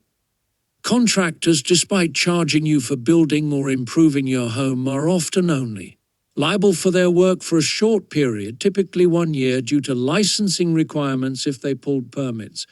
Once their legal obligation ends, they no longer bear any responsibility for the longevity or quality of the work, leaving homeowners to deal with any issues that arise later. I've personally paid numerous service companies and ended up holding the bag when things went wrong. One example was when I sold a property where the title company handling the transaction didn't properly follow the mortgage payoff instructions. They failed to request a new payoff letter within 48 hours of closing, a clear step outlined by the mortgage provider. Yet when it came time to resolve the issue, I was the one left with the financial responsibility.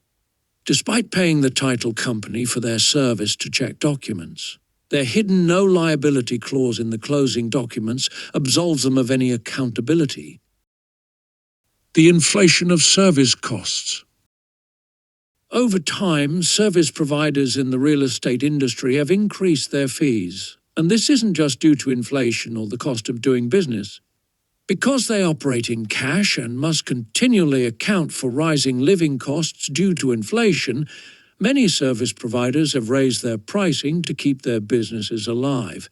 However, these increased fees don't come with increased responsibility or accountability. Homeowners, the ultimate players in the real estate game, are the ones left to bear these inflated costs while some service providers continue to profit more than needed. For example, even in a simple real estate transaction, realtors will charge 3 to 6% commission on a sale, regardless of whether they actively contribute to selling the property or not. Title agents are required by many mortgage providers, especially those backed by Fannie Mae and Freddie Mac, to ensure a title search is done. While this helps reduce risk for lenders, homeowners bear the cost and liability, with title agents often protected by clauses limiting their accountability. This monopolized structure leaves homeowners with little choice but to pay for these services, even though these service providers take no personal financial risk in the transaction. The monopoly of services. In a game where service providers monopolize the game, homeowners are often forced to rely on them, especially when speed is a priority. If you need to sell your home quickly, you likely need a realtor to access the MLS multiple listing service, which buyer agents frequently use to find properties for their clients. Without a realtor, your property could get lost in the shuffle, limiting your ability to attract buyers. The same goes for financing too. If you're using a conventional mortgage, you must adhere to government-regulated financing structures. This includes mandatory services like title searches, even though these services don't add real value to the deed transfer itself. They're simply a requirement imposed by the conventional mortgage companies. While there are paths to home ownership without a conventional mortgage, these strategies are often reserved for advanced homeowners and investors. Many of these seasoned players have figured out how to bypass the traditional structures by leveraging creative financing, often becoming full homeowners without any money out of pocket. This knowledge, however, remains out of reach for the average person entering the game, hence the importance of sharing these books with everyone. Job security for service providers. One of the most concerning aspects of this system is how it guarantees job security for the service providers while leaving homeowners vulnerable. Take title insurance as an example.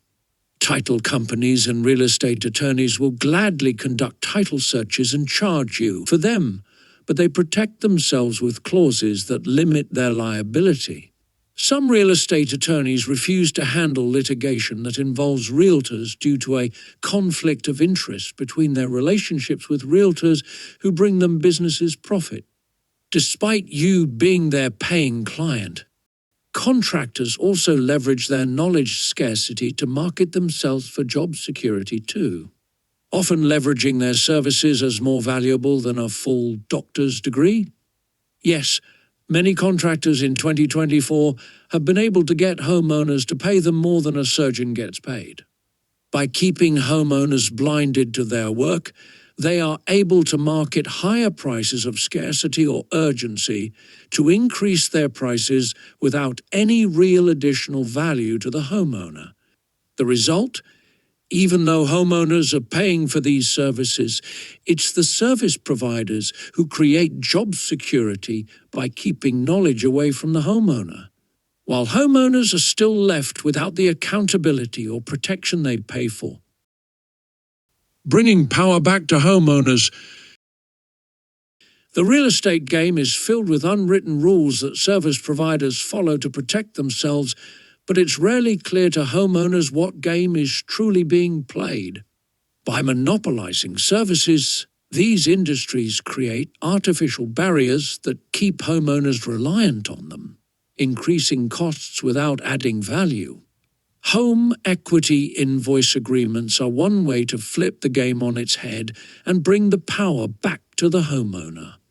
By using equity payments instead of cash services, homeowners can align the interests of service providers like contractors with the homeowner's long-term financial success.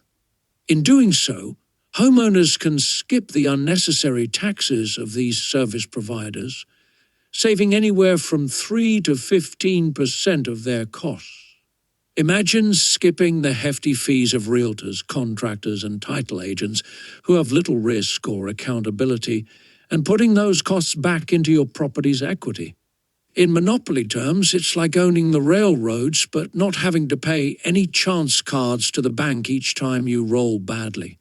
It's about defending your rights to your home's value and avoiding the financial leeches that have attached themselves to the game in a corrupt manner. Taking control of the game. As a homeowner, you are the true player in the real estate game. The service providers you rely on may help facilitate certain tasks, but they aren't taking any risk or responsibility for your success. They profit from your hard work while you shoulder all the liability. By understanding how the game of services providers work and how it has created job security for each, you can start to take control of the game for yourself. With the right knowledge, you can defend your wealth, skip unnecessary fees, and ensure that your home's value stays in your hands, not in the pockets of those who offer services without accountability or real value. Building real estate wealth. Strategies for the modern game. Now that we understand the three fundamental pillars of building wealth, appreciation, positive depreciation, and tax incentives, and the different service players in the game, let's dive into the real estate game strategies for wealth building before 2024 here. We'll explore which strategies truly build wealth that utilize at least two of these pillars, versus those that merely build riches by focusing only on cash flow or one pillar. In our next book, we'll delve deeper into how home equity invoice agreements has revolutionized these strategies. To help you navigate the game, we'll break down the skill sets required for each strategy, so you can choose the right path for your lifestyle and skill sets. Remember, real estate wealth building is a game of strategy, skill, and responsibility. Much like the original landlord's game, Monopoly's predecessor, the first step is learning the knowledge of it all. The power of rentals, positive depreciation, appreciation, and taxes. In recent years, people have incorrectly viewed passive cash flow as a wealth-building pillar. In reality, this is merely a distinction in how income is taxed, active income versus passive income, rather than it being a pillar of wealth. The government encourages the accumulation of wealthier assets by taxing passive income like rental income at a lower rate than active income like wages. While rentals generate passive cash flow, their true power lies in how they leverage all three pillars: appreciation, positive depreciation, and tax incentives. When a property is rented, the homeowner builds wealth across all three pillars. 1. Appreciation. Properties generally appreciate in value over time, with average increases around 5% per year. Although appreciation can fluctuate month to month or year to year, real estate has historically outperformed other assets, particularly when combined with the other wealth pillars.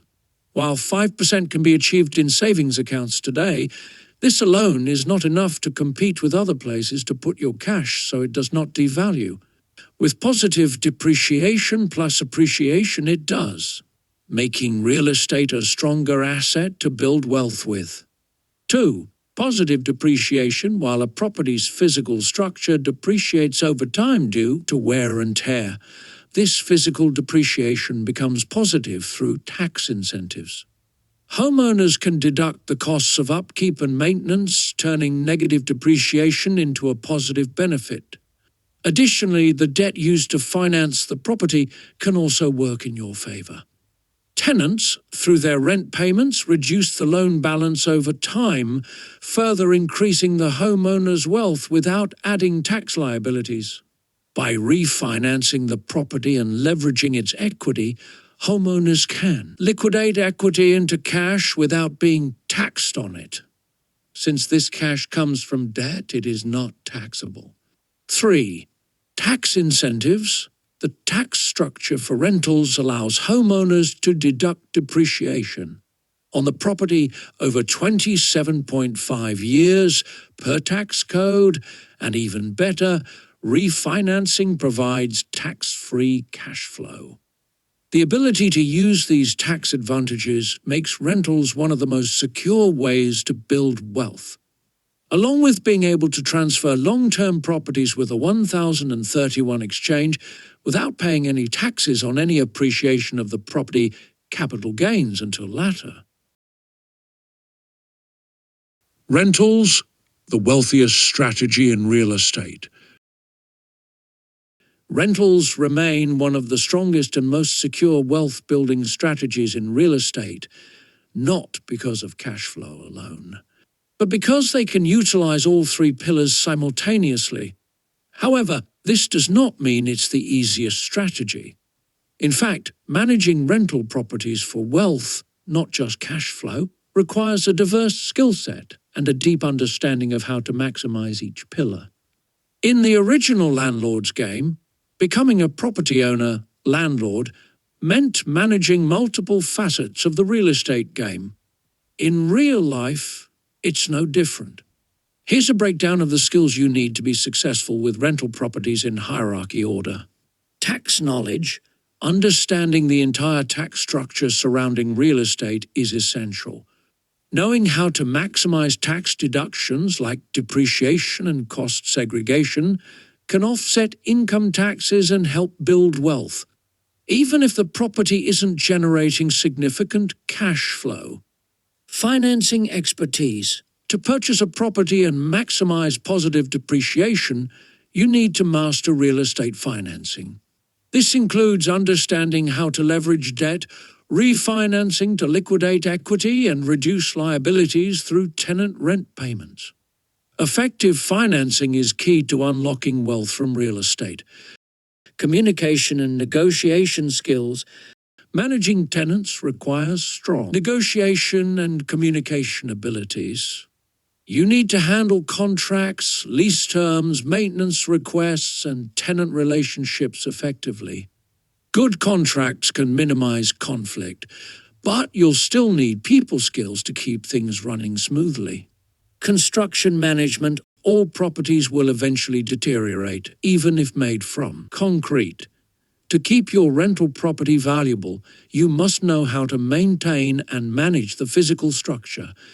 Having basic construction management skills or knowing when to hire contractors ensures that your property remains in good condition. Property managers is another service industry available to use if needed. They normally charge 10% or more of the rental income. Step-by-step strategy for rental wealth building. If you're ready to dive into rentals, here's a step-by-step breakdown of how to leverage this strategy for real estate wealth building. 1. Refinance existing property if property is already owned through easier capital down. Payment requirements of fix and flipping lending refinance into long-term lending. Commonly referred to as the BR method, buy, rehab, rent, refinance. 2. Find the right property. Look for a property that fits your risk tolerance and financial resources. A common guideline is the 1% rule. The rental income after expenses should be at least 1% of the purchase price. This ensures that the property's income can cover the loan payments and other expenses. Commonly known in the mortgage industry as the debt servicing cover ratio, DSCR, although it can go below this 1% rule if using its other wealth pillars to offset other expenses in your portfolio. 3. Negotiate and secure a purchase contract. Once you've identified a potential rental property, negotiate the purchase price and secure a purchase contract. Due diligence is essential to ensure the property meets your financial goals and risk levels. 4. Secure long-term financing. Traditional rental property loans require 20% down, but conventional mortgages through Fannie Mae, Freddie Mac, USDA, VA, etc. may offer options with as little as 3% down, sometimes even 0 down for qualified buyers. Other creative financing options include fix and flip and subject to strategies to reduce this cost down to $0 instead of 20%. 5. Find and rent to tenants. Depending on your strategy, you may opt for long-term, mid-term, or short-term tenants. Keep in mind that different tenant types come with different financing and underwriting requirements for mortgages. For example, on conventional mortgages, a signed lease can offset income requirements by allowing you to claim 80% of rental income toward your debt-to-income ratio. This usually requires a signed lease commitment before finalizing the purchase. 6. Maximize depreciation. Depending on your plan for the property, use standard depreciation spread over 27.5 years. For a more aggressive tax strategy, use a cost segregation to break down the asset's depreciation sooner. This can significantly reduce your tax burden, even potentially bringing it to $0 across your entire tax bill if planned correctly. Conclusion: rentals as a wealth strategy. Rentals are the wealthiest real estate strategy when done right. Even if the property doesn't generate significant cash flow up front, by leveraging appreciation, positive depreciation, and tax incentives, you can build long-term wealth. It's a more complex strategy, requiring a broad set of skills from finance to tax management, but the payoff is worth the effort. In the next sections, we'll explore other strategies for real estate wealth building and compare how they measure up in utilizing the 3 pillars. Whether you're new to the game or looking to expand your portfolio, remember that the most secure path to wealth involves strategies that tap into all 3 pillars, not just cash flow.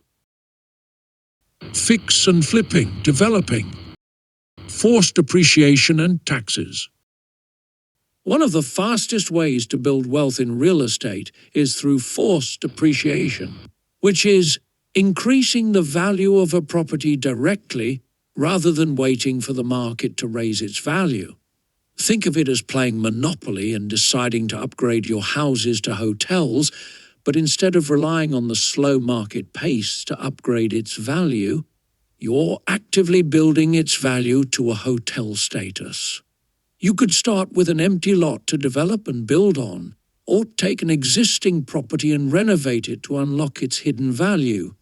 Fix and flipping, renovating properties and selling them at a profit is the most common strategy to force appreciation. But it doesn't stop there. Even from starting from ground zero of an empty lot of land, many different skills and values can be added to it. From building new construction all the way to simple cosmetic updates on an existing property before selling or refinancing it. Developing a new property from the ground up or just adding zoning and utilities to raw land also falls into this category. Many developers add value to a property by dealing with the zoning, planning, and/or utilities to make a plot of land usable for different purposes. Then a builder can come in to build a property, knowing it is already approved for such building use. Each of these investors captures their value back when sold to the next person or kept as a rental. In each case, you're actively forcing value appreciation into the property, which is often compounded when the property is sold or refinanced, yielding more profit than the costs and time invested. Capital improvements and tax benefits. When you add value to a property, the added value spent on improvements is considered a capital improvement. This means that the value of your renovations or developments are deducted from your final taxable profits when you sell the property. The tax incentive here is clear. You can invest in the property without being taxed on the value you're adding, as long as those improvements increase the property's value. Few other assets offer this kind of tax benefit. If you invest money in a stock, for example, you're taxed on any gains that come from that capital. But in real estate, you can spend less capital and still get a full deduction for the value you've added to the property. This is why real estate is such a leverage point for the value for dollar tax deduction. For instance, my first property that I purchased for $70,000 and put only $4,000 of actual costs. I was able to deduct the actual value of $10,000 in capital improvements. This reduced the amount of taxable capital gains profit when it was eventually sold, a $6,000 increase in tax benefits compared to investing in other assets. There's also another tax advantage: long-term capital gains. If you hold on to the property for over a year before selling, your profits are taxed at a lower rate than short-term capital gains, which are taxed as ordinary income.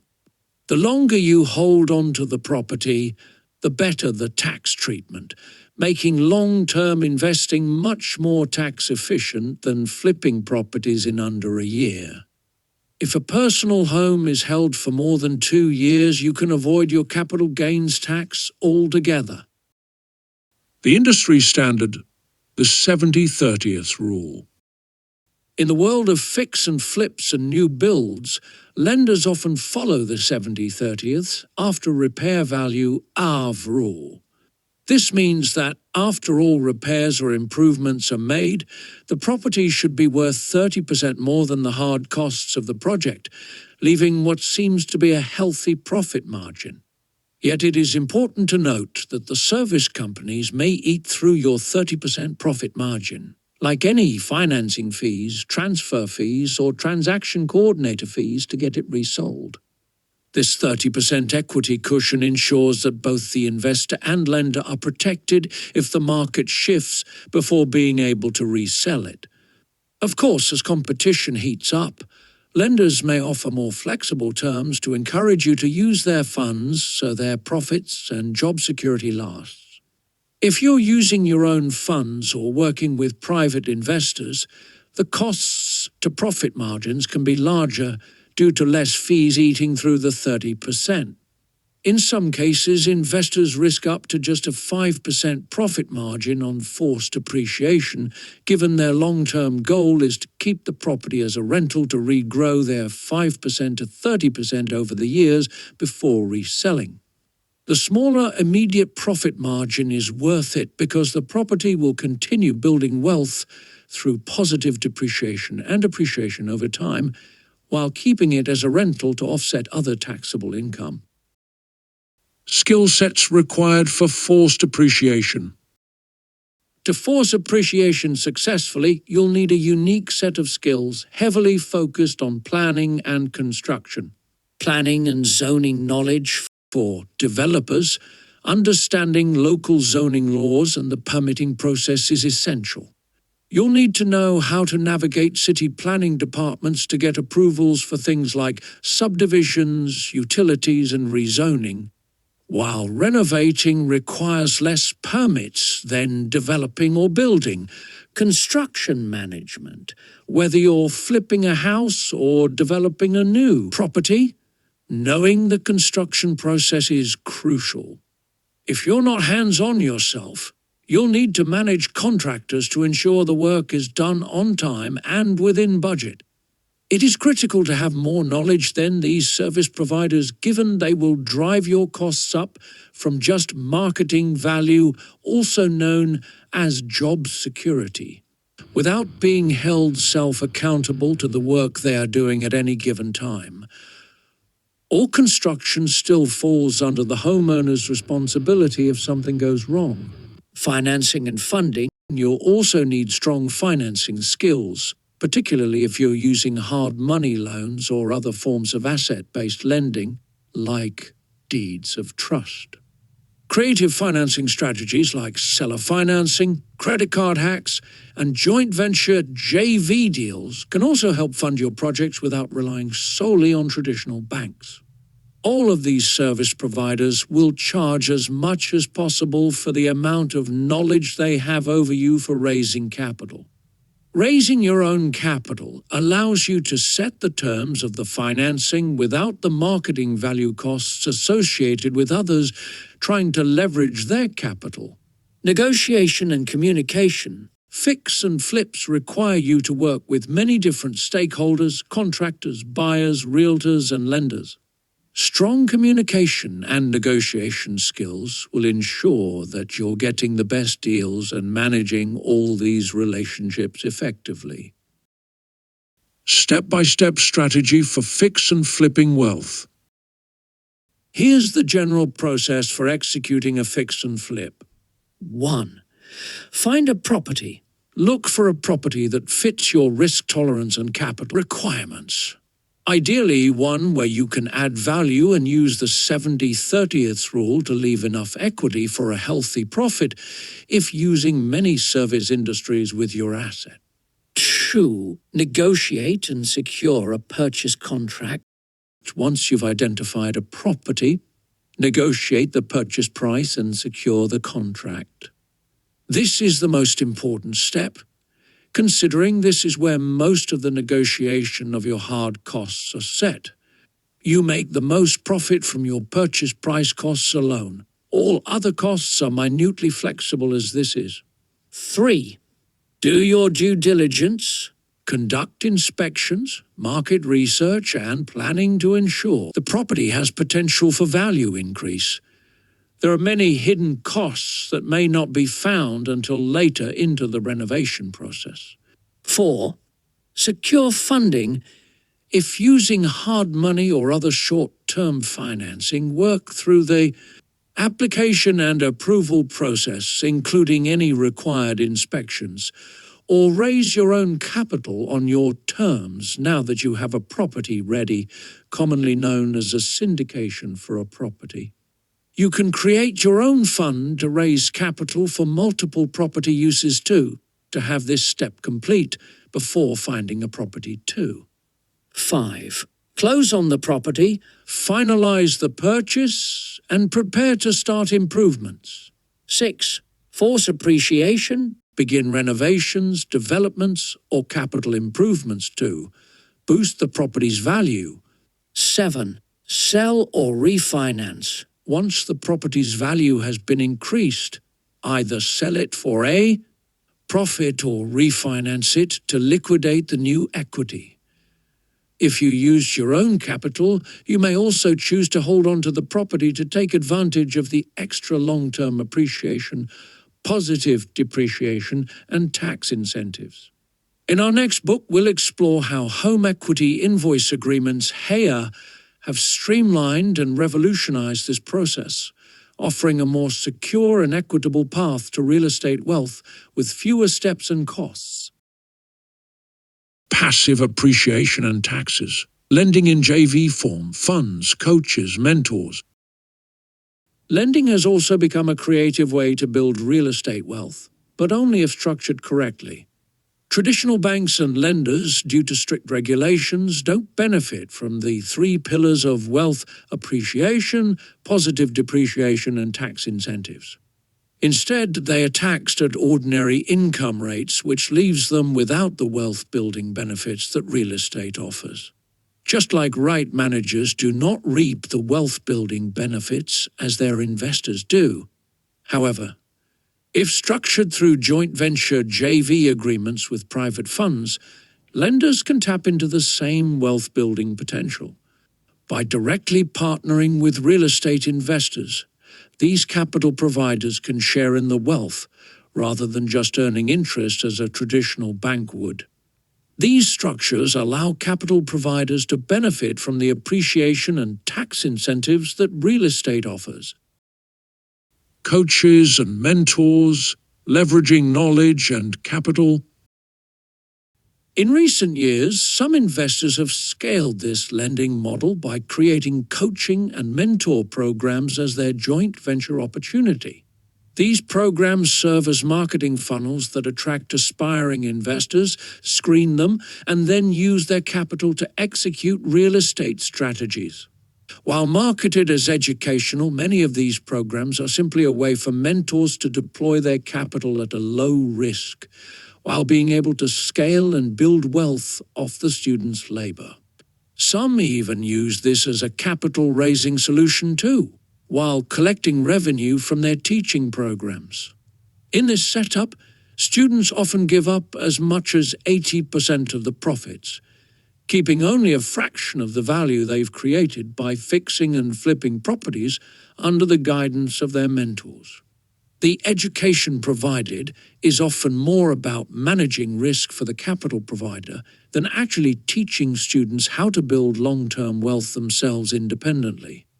Although I don't agree with these corrupt practices, they remain a part of the real estate game. Knowledge is critical. But it's my goal to make sure you're educated enough through this book to avoid falling into these traps unknowingly. Education doesn't close the gap on intelligence, knowledge, experience, but with the right resources, you can avoid the high costs and predatory profit splits these mentors impose for their intelligence. Skills to become a coach, mentor, or JV operator. To be successful as a coach, mentor, or private fund operator using JV agreements, you'll need a specific set of skills. Subject matter expertise. First and foremost, you must be a subject matter expert in the strategy you're offering clients. Whether it's fix and flips, new builds, rentals, or services providers like wholesaling. If you aren't an expert, your students will quickly see through the facade, and your program will struggle to survive. This means you not only need experience, but the ability to teach and apply that knowledge effectively. Real estate strategy mastery. Beyond the strategy you're offering clients real estate, intelligence in, you need to master general real estate wealth if you wish to deploy capital into the game. Whether you're flipping houses or developing properties, you must know how to execute each step flawlessly. In other words, it's not enough to know the work. You need to be capable of doing the full depth of what it takes to add value to a property, negotiate deals, and manage construction. As the game has seasons to it and is ever evolving, that your current strategy may not always work. Communication and negotiation skills. Strong communication is vital too. Maintaining leadership and ensuring your workers or students stay motivated. As a mentor or JV operator, you'll be constantly managing multiple relationships, students, contractors, and other investors. You need to negotiate and manage expectations, all while ensuring that the deal is still favorable for you. Over time, students may realize they are contributing more hard work than they expected. So your communication must be transparent but also persuasive. Leadership and team building. When students or mentees enter your program, they may not fully understand the deal structure they're stepping into. It's your job to lead them effectively, ensuring they stay motivated and follow through on their end of the work you are investing your time and capital into. Good leadership builds trust, but it's also crucial in managing the inevitable tensions that arise once people realize how profits are being split compared to workloads. Marketing expertise. These programs are often built on strong marketing, whether it's through offering education or positioning yourself as an expert. You must know how to attract, screen, and onboard students who are eager to learn but lack the knowledge to fully understand the deal until they're deep into the process. Without effective marketing, the funnel for new students dries up, and so does the avenue to deploy your capital on your terms. Step by step to become a JV or mentor investor. To leverage this strategy for wealth building and not just profits, you'll need to master the following steps. 1. Pick a real estate strategy. Choose a specific strategy, e.g. fix and flips, new builds, or rentals, and become an expert. 2. Structure JV agreements. Protect yourself from liabilities while still gaining wealth through partnering with students or other investors. 3. Set up marketing. Attract students through educational content or mentorship programs, screening potential partners who will implement your strategy and capital. 4. Monitor and manage. Fund the deals, supervise the students' work, and ensure the properties are successful to maximize your wealth. 5. Build long-term relationships. Cultivate ongoing relationships and communities with your students, partners, ensuring they continue to use your capital for future deals. Transaction coordinators, wholesaling, realtors, novations. Transaction coordinators are heavily involved in the real estate game, but they don't build wealth themselves. Instead, they operate like monopoly game pieces that move around the board without ever owning property. They capitalize on the real players by offering services, sometimes capturing more value than the people who are actually taking the risks, homeowners. These service providers include realtors, wholesalers, novation specialists, and even coaches. Though their methods vary, they all serve the same purpose: facilitating transactions between buyers and sellers. Realtors against wholesalers, different methods, same goal. Realtors typically work through exclusive listing and buying agency agreements, securing their piece of the pie by offering transaction services to homeowners. They charge commissions ranging from 1% to 6% depending on the market and deal. Wholesalers, on the other hand, use purchase contracts to lock down properties, allowing them to resell to investors for higher profits within their purchase contract time frame.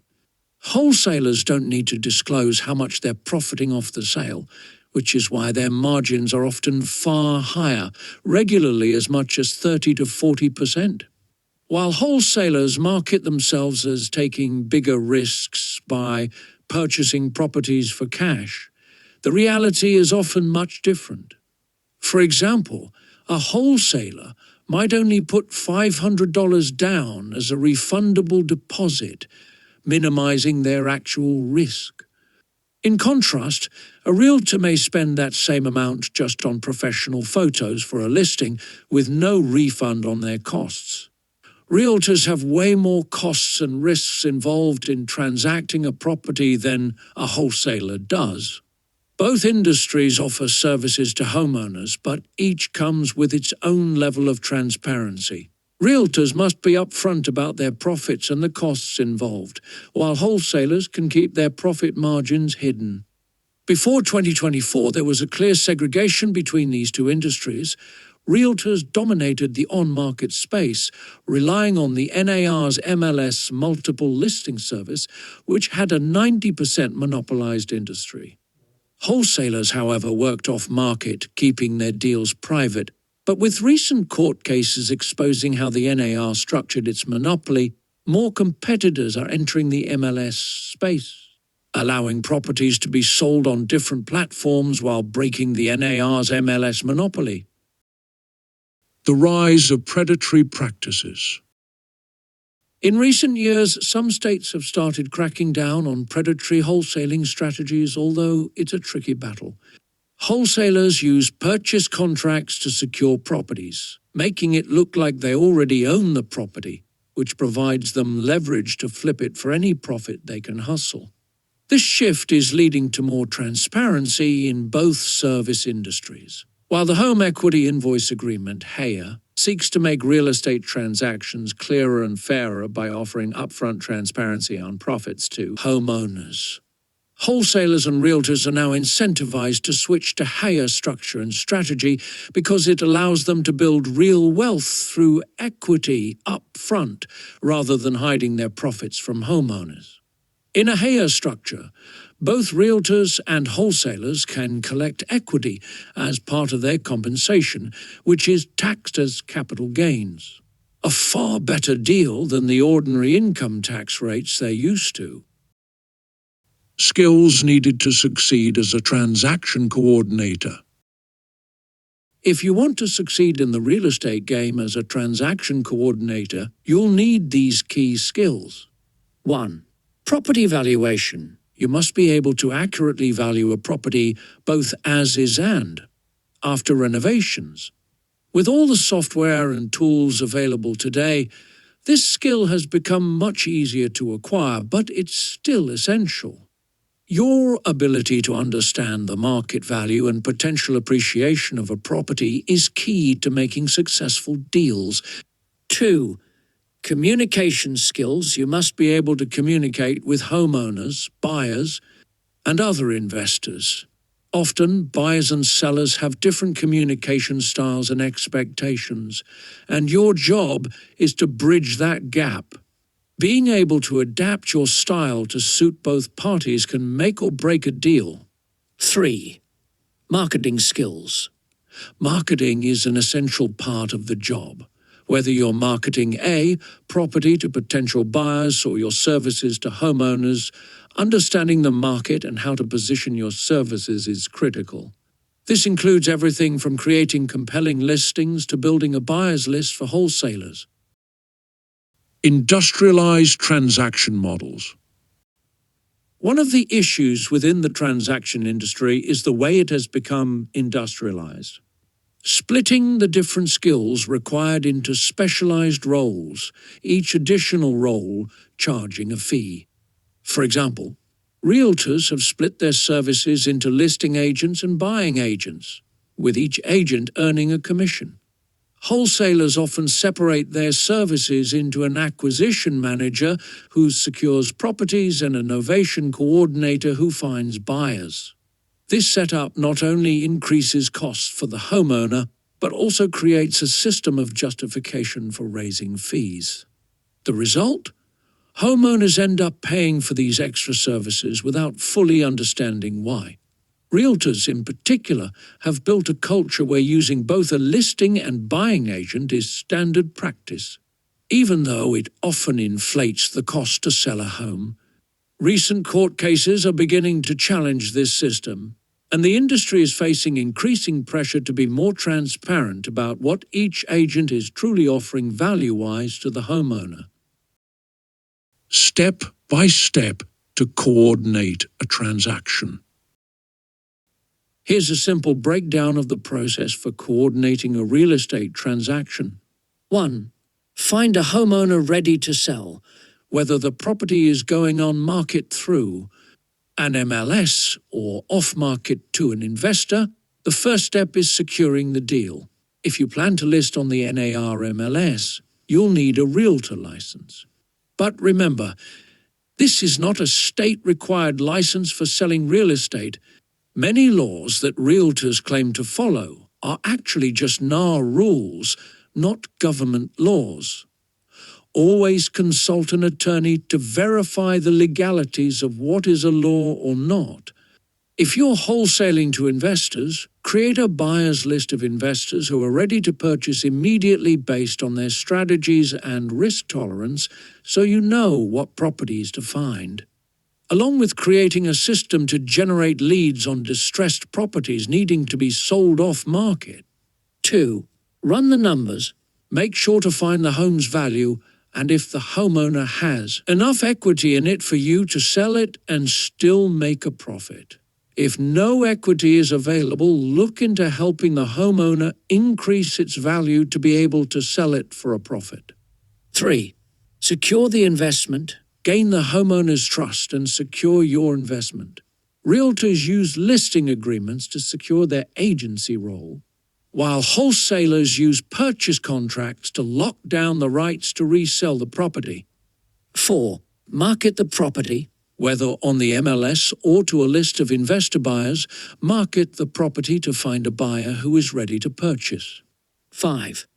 Provide transaction services. Follow through with the legal and logistical steps to transfer ownership from the seller to the buyer, making sure to keep both parties informed throughout the process. 6. Build your lists. After a few deals, you'll develop both a seller's list and a buyer's list, which will help you streamline future deals. Leveraging these lists allows you to build a steady flow of transactions, reducing the time and effort required to secure new business. Highly profitable, but not wealth building. Transaction coordination can be highly profitable, as you can earn anywhere from 3% to 30% of a property's value with minimal risk. However, no matter how much you scale this strategy, it doesn't build real wealth. It's all commissioned income, taxed as ordinary income, and it doesn't appreciate or positively depreciate like actual real estate assets do. Even though these transaction coordinators are tied to real estate, they're not building wealth. They're simply accumulating cash, which, as we've discussed, isn't true wealth.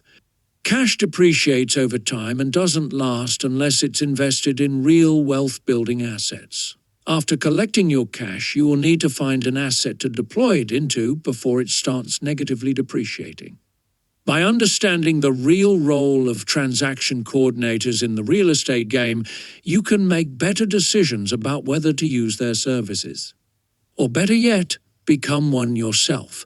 However, keep in mind that to truly build wealth, you need to own assets that utilize 2 of the 3 wealth pillars, not just act as a middleman collecting cash. Special combinations sub 2 hair. Some of the most creative strategies in the real estate game are subject to sub 2 and home equity invoice agreements. Hey! These allow investors to acquire properties without the need for traditional lump sum capital, essentially playing with the same leverage strategies that banks use, but with a twist. Instead of just managing debt, these strategies allow you to become the new homeowner, giving you full access to the 3 wealth-building pillars: appreciation, positive depreciation, and tax incentives. Subject to sub 2. The sub-2 strategy, although not new, has gained popularity in recent years thanks to Pace Morby and other educators bringing it back into the mainstream. Here's how it works. Instead of using traditional bank financing to buy a property, you empower the current homeowner to control the existing debt on the property while becoming the new deeded homeowner. This allows you to capture all the wealth-building benefits without having to pay off the current mortgage in full at the time of purchase. Essentially, you're playing the game by positioning the homeowner as the new bank, but with better flexibility. In a sub-2 deal, you're restructuring the property's financing with the current homeowner acting as the bank. This allows you to finance the property directly with the homeowner, avoiding the need for a traditional third-party bank lender, which can come with additional risks and restrictions. It's one of the most cost-effective ways to acquire a property because it eliminates the extra fees and interest rates that would come from a bank or private lender. Benefits for both buyer and homeowner. For the buyer, the benefits of a sub-2 strategy are clear. You get immediate control of the property with little to no upfront capital financing. Restrictions. You have full ownership, meaning you can utilize all 3 wealth-building pillars: appreciation, positive depreciation, and tax incentives. You can create financing terms that work for you and the seller, providing flexibility that traditional banks can't offer. even purchasing the property under its future value price instead of its current value. For the homeowner, sub-2 provides an exit strategy if they're having difficulty selling the property through traditional means, or if they have a mortgage they can no longer afford. Instead of defaulting on the loan or going through a lengthy sales process, the homeowner can transfer the property and avoid foreclosure while you cover the payments and provide them with cash flow. Once the property is acquired, the investor can implement their chosen real estate strategy. Whether that's renting the property, forcing appreciation through renovations, or leveraging positive depreciation for tax benefits. Why sub-2 was the cheapest way to finance real estate? Other creative financing strategies exist, such as using private funding or even credit cards to acquire a property. But these come with additional costs because a third party is involved. Anytime you bring in an additional party, you're paying for their time, value, and expertise, which increases your expenses. Even a 1% difference in interest rates can translate into tens of thousands of dollars over the life of a loan. With sub-2, you're eliminating that middleman, keeping costs low, and improving the deal's profitability. You're essentially cutting out the banker in monopoly and playing directly with the property owner, saving on fees and maximizing your returns. Home equity invoice agreements, HEA. Revolutionizing property ownership. In 2024, HEA further revolutionized how properties could be financed and developed by allowing homeowners and contractors to exchange services for equity rather than cash. This strategy opens up even more possibilities for investors and homeowners to build wealth without relying on traditional banks or lenders. HEA provides a solution to a common problem. Contractors and service providers who help build and maintain real estate properties often don't share in the wealth they help create. Instead of paying contractors cash up front, homeowners can offer equity stakes in the property through an equity contract. This benefits both the contractor and the homeowner. The service provider gains a wealth-building stake in the property rather than a one-time cash payment, allowing them to benefit from the property's appreciation and tax incentives. The homeowner can retain more cash flow while still ensuring higher standards of quality work is completed on the property by holding service providers self-accountable. This structure ties the value of the work directly to the property's success, creating an incentive for service providers to deliver high-quality results and stay engaged in the property's maintenance. HEA also provides a tax incentive because the value paid in equity is treated as capital gains rather than ordinary income, which is typically taxed at a much lower rate. More of how a HEA is structured and utilized will be covered in our next book. Skills required for sub-2 and HEA strategies. To successfully implement sub-2 or HEA strategies, you need a combination of financing and communication skills. 1. Property valuation. You must be able to accurately value a property both as is and after renovations. With all the software and tools available today, this skill has become much easier to acquire, but it's still essential. Your ability to understand the market value and potential appreciation of a property is key to making successful deals. 2. Financing skills. You must understand how to structure the deal in a way that benefits both you and the current homeowner. This requires knowledge of loan terms, amortization, and how to negotiate for the best possible financing options for all parties. 3. Communication skills. These strategies often require educating the homeowner about how the process benefits them. Many homeowners are unfamiliar with creative financing methods, so it's up to you to explain how transferring ownership sub-2 or exchanging equity for services HEA can help them achieve their goals. 4. Real estate strategy skills. Once you've acquired the property, you need to know how to apply your chosen strategy. Whether that's turning the property into a rental, forcing appreciation through renovations, or using the property's equity to fund other investments. Step by step to execute a sub-to-deal. 1. Find a suitable property. Look for a property where the homeowner is open to seller financing. These are typically properties where the owner is motivated to sell but can't or doesn't want to go through traditional selling routes. 2. Negotiate and set financing terms. Work with the homeowner to create a financing structure that benefits both parties. This may include taking over their mortgage payments or creating new terms that suit your long-term real estate goals. 3. Transfer ownership and implement your strategy once the terms are agreed upon and the property deed is transferred. Execute your real estate strategy, whether that's renting, developing, or flipping the property. Flexibility and affordability.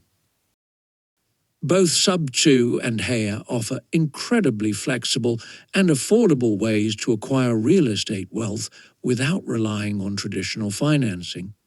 These strategies eliminate the middlemen and extra costs that can chip away at your profits. By mastering these creative approaches, you can gain control of valuable real estate assets and use the 3 wealth-building pillars to maximize your returns.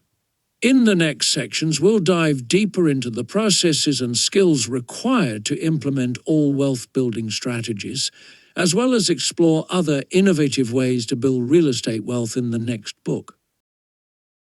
Real estate scaling, the common thread.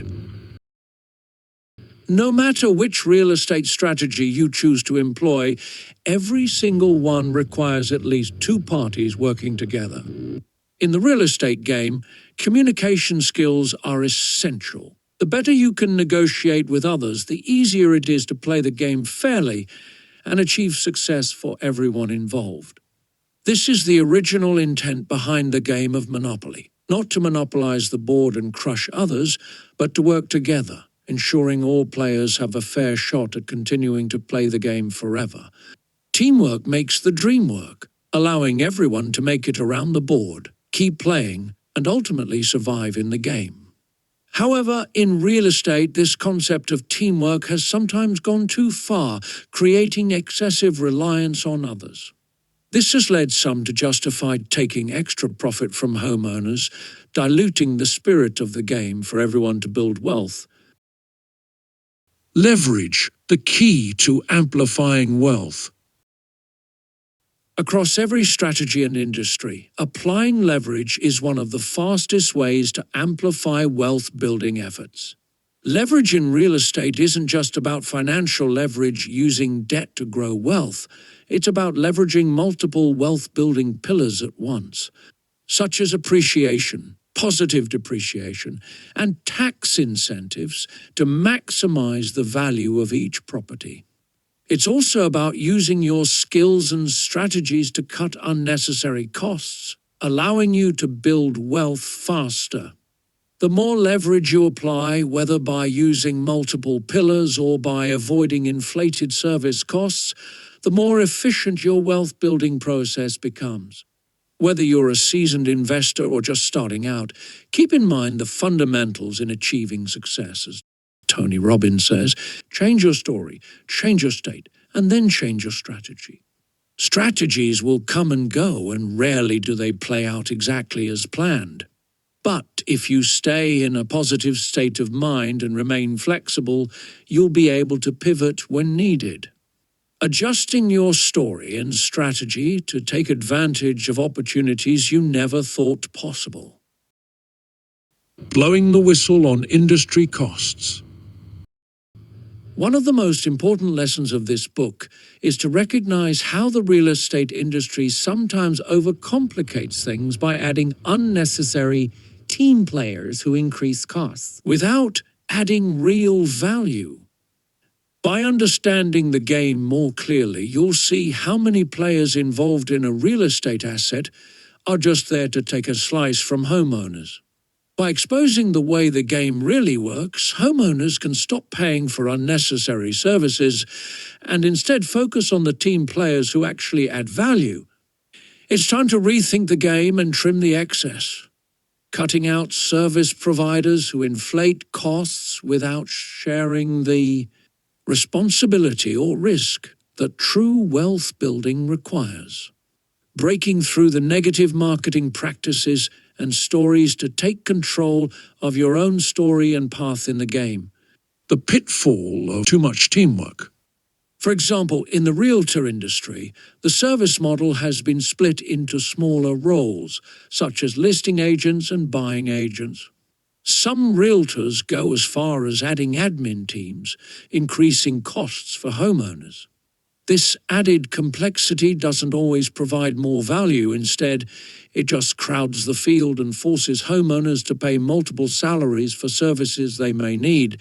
In many cases, marketing plays a role in making these added players seem necessary, even when they aren't. This creates a sense of job security corruption, where services are over-marketed as essential when they might not be, inflating hidden costs for homeowners. One glaring example is the rise of lead agencies. Some realtors and wholesalers no longer bother learning the necessary marketing skills to find buyers or sellers. Instead, they buy leads from agencies, pretending as if they have marketing expertise. This creates another layer of unnecessary team players, each requiring compensation. The homeowner, however, is usually unaware of these behind-the-scenes costs, as transaction coordinators continue to increase fees to protect their own profits. In the end, just like in Monopoly, it's not about overloading the board with pieces. It's about strategically using your knowledge, leveraging the right resources, and cutting out the unnecessary players to maximize your wealth without paying unnecessary costs. Whether you're just beginning or deep into the real estate game, it's all about working smart, not hard, building your wealth by making the right moves and surrounding yourself with the right players. The faster you can build your real estate monopoly, the faster your wealth grows. Whether it's collecting as many rentals as possible or flipping houses, leverage becomes your best tool for maximizing your returns. The less work you have to put in for maximum reward, the quicker you'll scale your empire. Many people start out by focusing on one strategy, like buying rentals or flipping properties. But, as anyone who has played Monopoly knows, sticking to just one strategy doesn't always work throughout the seasons of real estate. One bad roll of the dice, or landing on an unexpected tax or chance card, can force you to pivot your plans.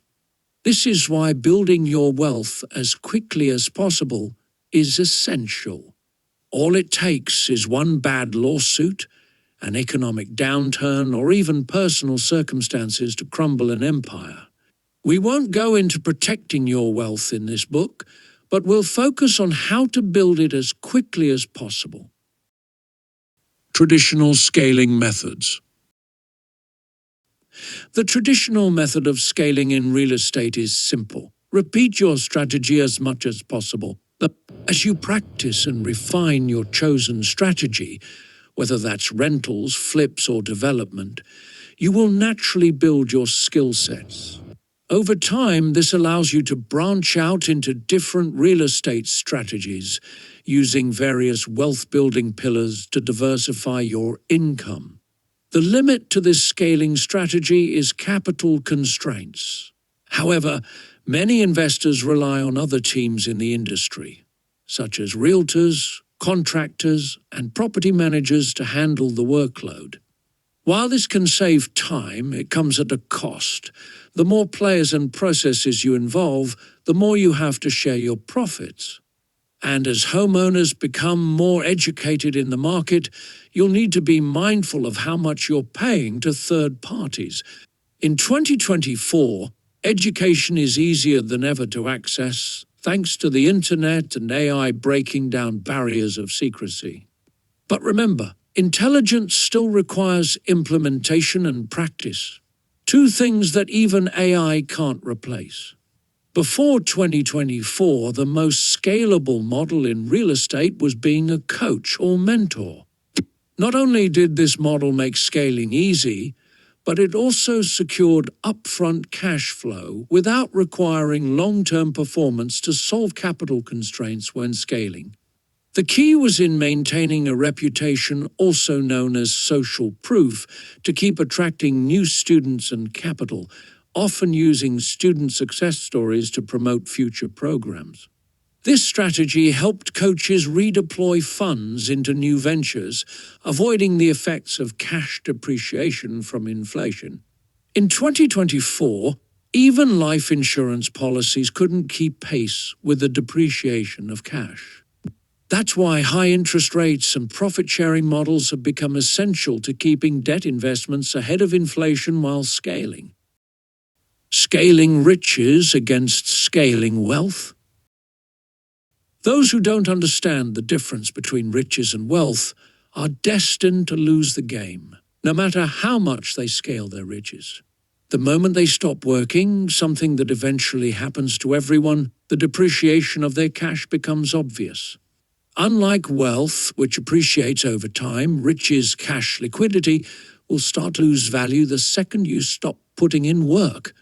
Cash can be a useful tool for building wealth, but if you spend all your time focusing on making cash, it leaves little room to focus on actual wealth-building strategies. In 2024, cash is no longer the most critical element in building wealth through real estate. With creative financing strategies like Subject to Sub-2 and the new home equity invoice agreements HEA now available to the masses. It's never been easier to scale your wealth without relying on traditional capital constraints. Linear against leverage-based scaling. If you're scaling by repeating one basic real estate strategy, whether it's rentals or flips, you will eventually hit limits based on two things. 1. The time you have available. 2. The capital you have to secure new properties. Without creative financing like sub-to contracts or hires, expect to continue putting 10 to 20% down for each new property you acquire. The more properties you acquire, the more time and management skills you'll need to handle them. If you're building out a team to help you manage properties, you'll also need to budget for the cost of paying your team. This is where leverage becomes essential. Whether you're leveraging other people's time, capital, or skills, the ability to maximize returns while minimizing input is the key to scaling faster. And the more you scale, the more your wealth-building pillars work in your favor, compounding your returns. This is why the outdated couching and mentoring strategies have been the only way to maximize scaling real estate wealth before HEA was founded in 2024. Scale quickly, scale smart. Building a real estate monopoly isn't just about acquiring properties. It's about using strategies that allow you to grow your wealth quickly and efficiently. By incorporating creative strategies like Sub-2 and HEAS, you can avoid relying solely on cash or traditional financing, allowing you to expand faster without the capital restrictions that can slow you down. But remember, teamwork is essential to scaling. Just like in Monopoly, you can't do it alone. Whether you're negotiating with sellers, managing tenants, or working with contractors, communication and leverage will always be crucial to your success. The key is in balancing teamwork and minimizing unnecessary costs that can erode your profits. In the next book, we'll dive even deeper into how to scale smartly, build sustainable wealth, and protect the empire you've built. The game doesn't end when you've scaled, it only gets more complex while becoming easier. So keep playing, keep learning, and most importantly, keep building. Finishing the game. Congratulations, you've made it to the final chapter, and now it's time to reflect on everything we've covered in this book. If you've stuck with me until now, you're no longer sitting on the sidelines. You're empowered with the tools and knowledge to play the real estate game on your own terms. We've covered a lot of ground, but the underlying message has remained the same throughout. Real estate wealth is within your reach if you know how to navigate the game, use the right strategies, and leverage intelligence, knowledge, plus experience to your advantage. Let's take a moment to recap the most critical concepts we've discussed in each chapter and the value they bring to your real estate journey. Entering the game. We started by looking at Monopoly, the game we all know, and how it parallels the real-life real estate market. It's not just about rolling the dice and hoping for the best. The game we play every day, whether we know it or not, comes down to how well we understand the rules, navigate the board, and build wealth. We explored how Elizabeth Magee intended to use the game to teach fairness and expose the inequities in the system. Her vision, while altered over time, still holds lessons for today's real estate market. The promise in this book was clear. I'm here to teach you how to build wealth responsibly, leveraging strategies that work in today's world, and build efficient teams. Equity, the foundation of real estate wealth. In the first chapter, we explored the concept of equity, the hidden value within every property. We looked at how equity isn't just a number on paper, it's the foundation of wealth building in real estate. Whether you're buying your first home or an experienced investor, equity allows you to leverage properties to generate long-term wealth through appreciation, positive depreciation, and tax incentives. The value promise of this chapter was to show you how to understand and maximize equity as a fundamental wealth-building tool. We also touched on the historical context of equity in land ownership, reinforcing that wealth is built by owning and controlling real assets. Wealth, understanding the true meaning. We defined wealth by contrasting it with cash. Wealth is not about having a pile of cash. It's about owning valuable assets that appreciate, provide positive depreciation, and offer tax incentives. Cash alone is a liability. Only when used strategically within the three pillars of wealth does it become a powerful tool. This chapter equipped you with the knowledge to recognize what real wealth looks like and how to leverage real estate as a powerful vehicle for building it. We debunked the myth that only high earners can become wealthy, showing that it's about asset utilization, not just income. To build wealth, you need to utilize at least two of the three wealth pillars. The real estate industry, understanding the players. We dove into the real players and service providers within the real estate industry, from contractors and realtors to title agents and insurance providers. These service providers don't build wealth for themselves through the properties they work on. Instead, they provide services that help the real players, homeowners, build wealth. The real estate market is a complex ecosystem of service providers, and understanding how they interact with homeowners can help you navigate the game more effectively. The promise in this chapter was to show you how to separate the valuable players from those who may be taking advantage of blind homeowners. How service providers are usually after their own job security because they do not build wealth for themselves. Building real estate wealth, the strategies. We explored various wealth-building strategies in real estate, from rentals to fix and flip projects to creative financing methods like BRR or subject to deals, while introducing the revolutionary home equity invoice agreements, HEA. This chapter showed you the different strategies available and how they each leverage the three pillars of wealth. The value of this chapter lies in the variety of practical strategies you can use to grow your wealth, no matter your starting point of resources or skills. Whether you're looking to build a portfolio of rentals, flip houses for profit, or use creative financing, this chapter gave you the blueprint for growing your wealth faster. We discussed wholesalers, realtors, and other transaction coordinators who act as intermediaries in the real estate game. These players often capitalize on the risks real estate investors take, capturing significant profits while providing transaction services. While they may play important roles in facilitating deals, they don't always share the risks or rewards of building wealth. This chapter's promise was to show you how to recognize these players' roles and costs, and to decide when to involve them. By understanding their place in the real estate hierarchy, you'll avoid paying unnecessary fees and keep more of your wealth-building gains. Scaling in real estate, building your monopoly. In this chapter, we examined the importance of scaling in real estate.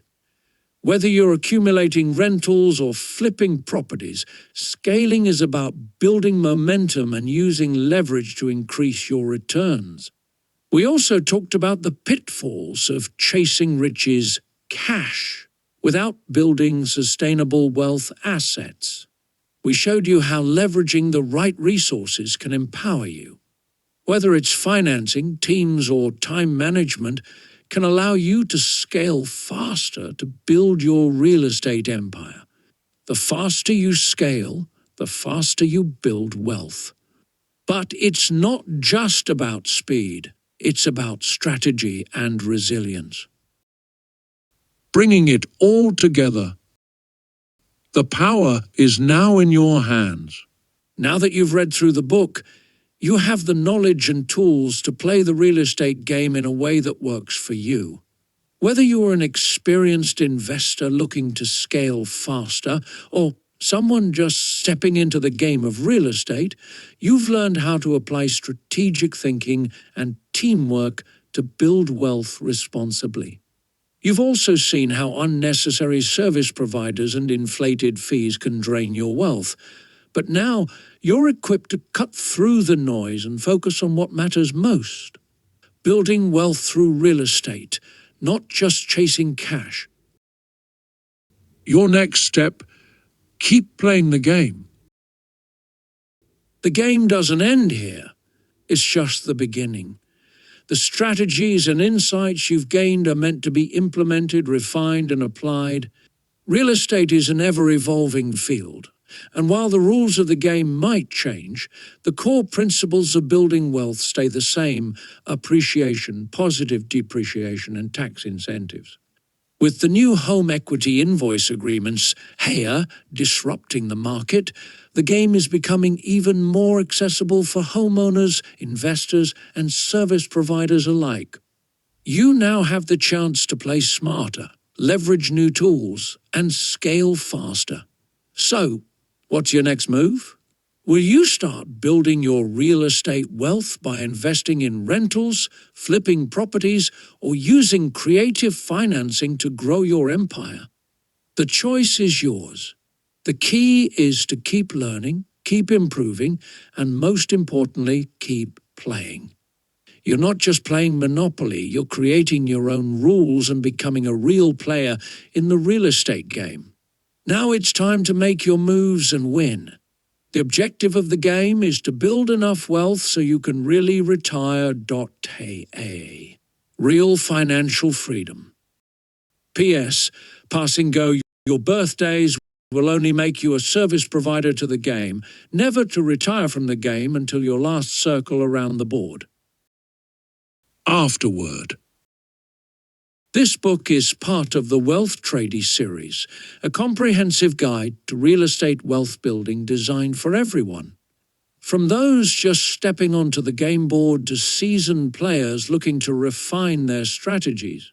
The journey begins with this apprentice book, which serves as the foundation to understand the real estate game from a fresh perspective, one rooted in empowerment and knowledge.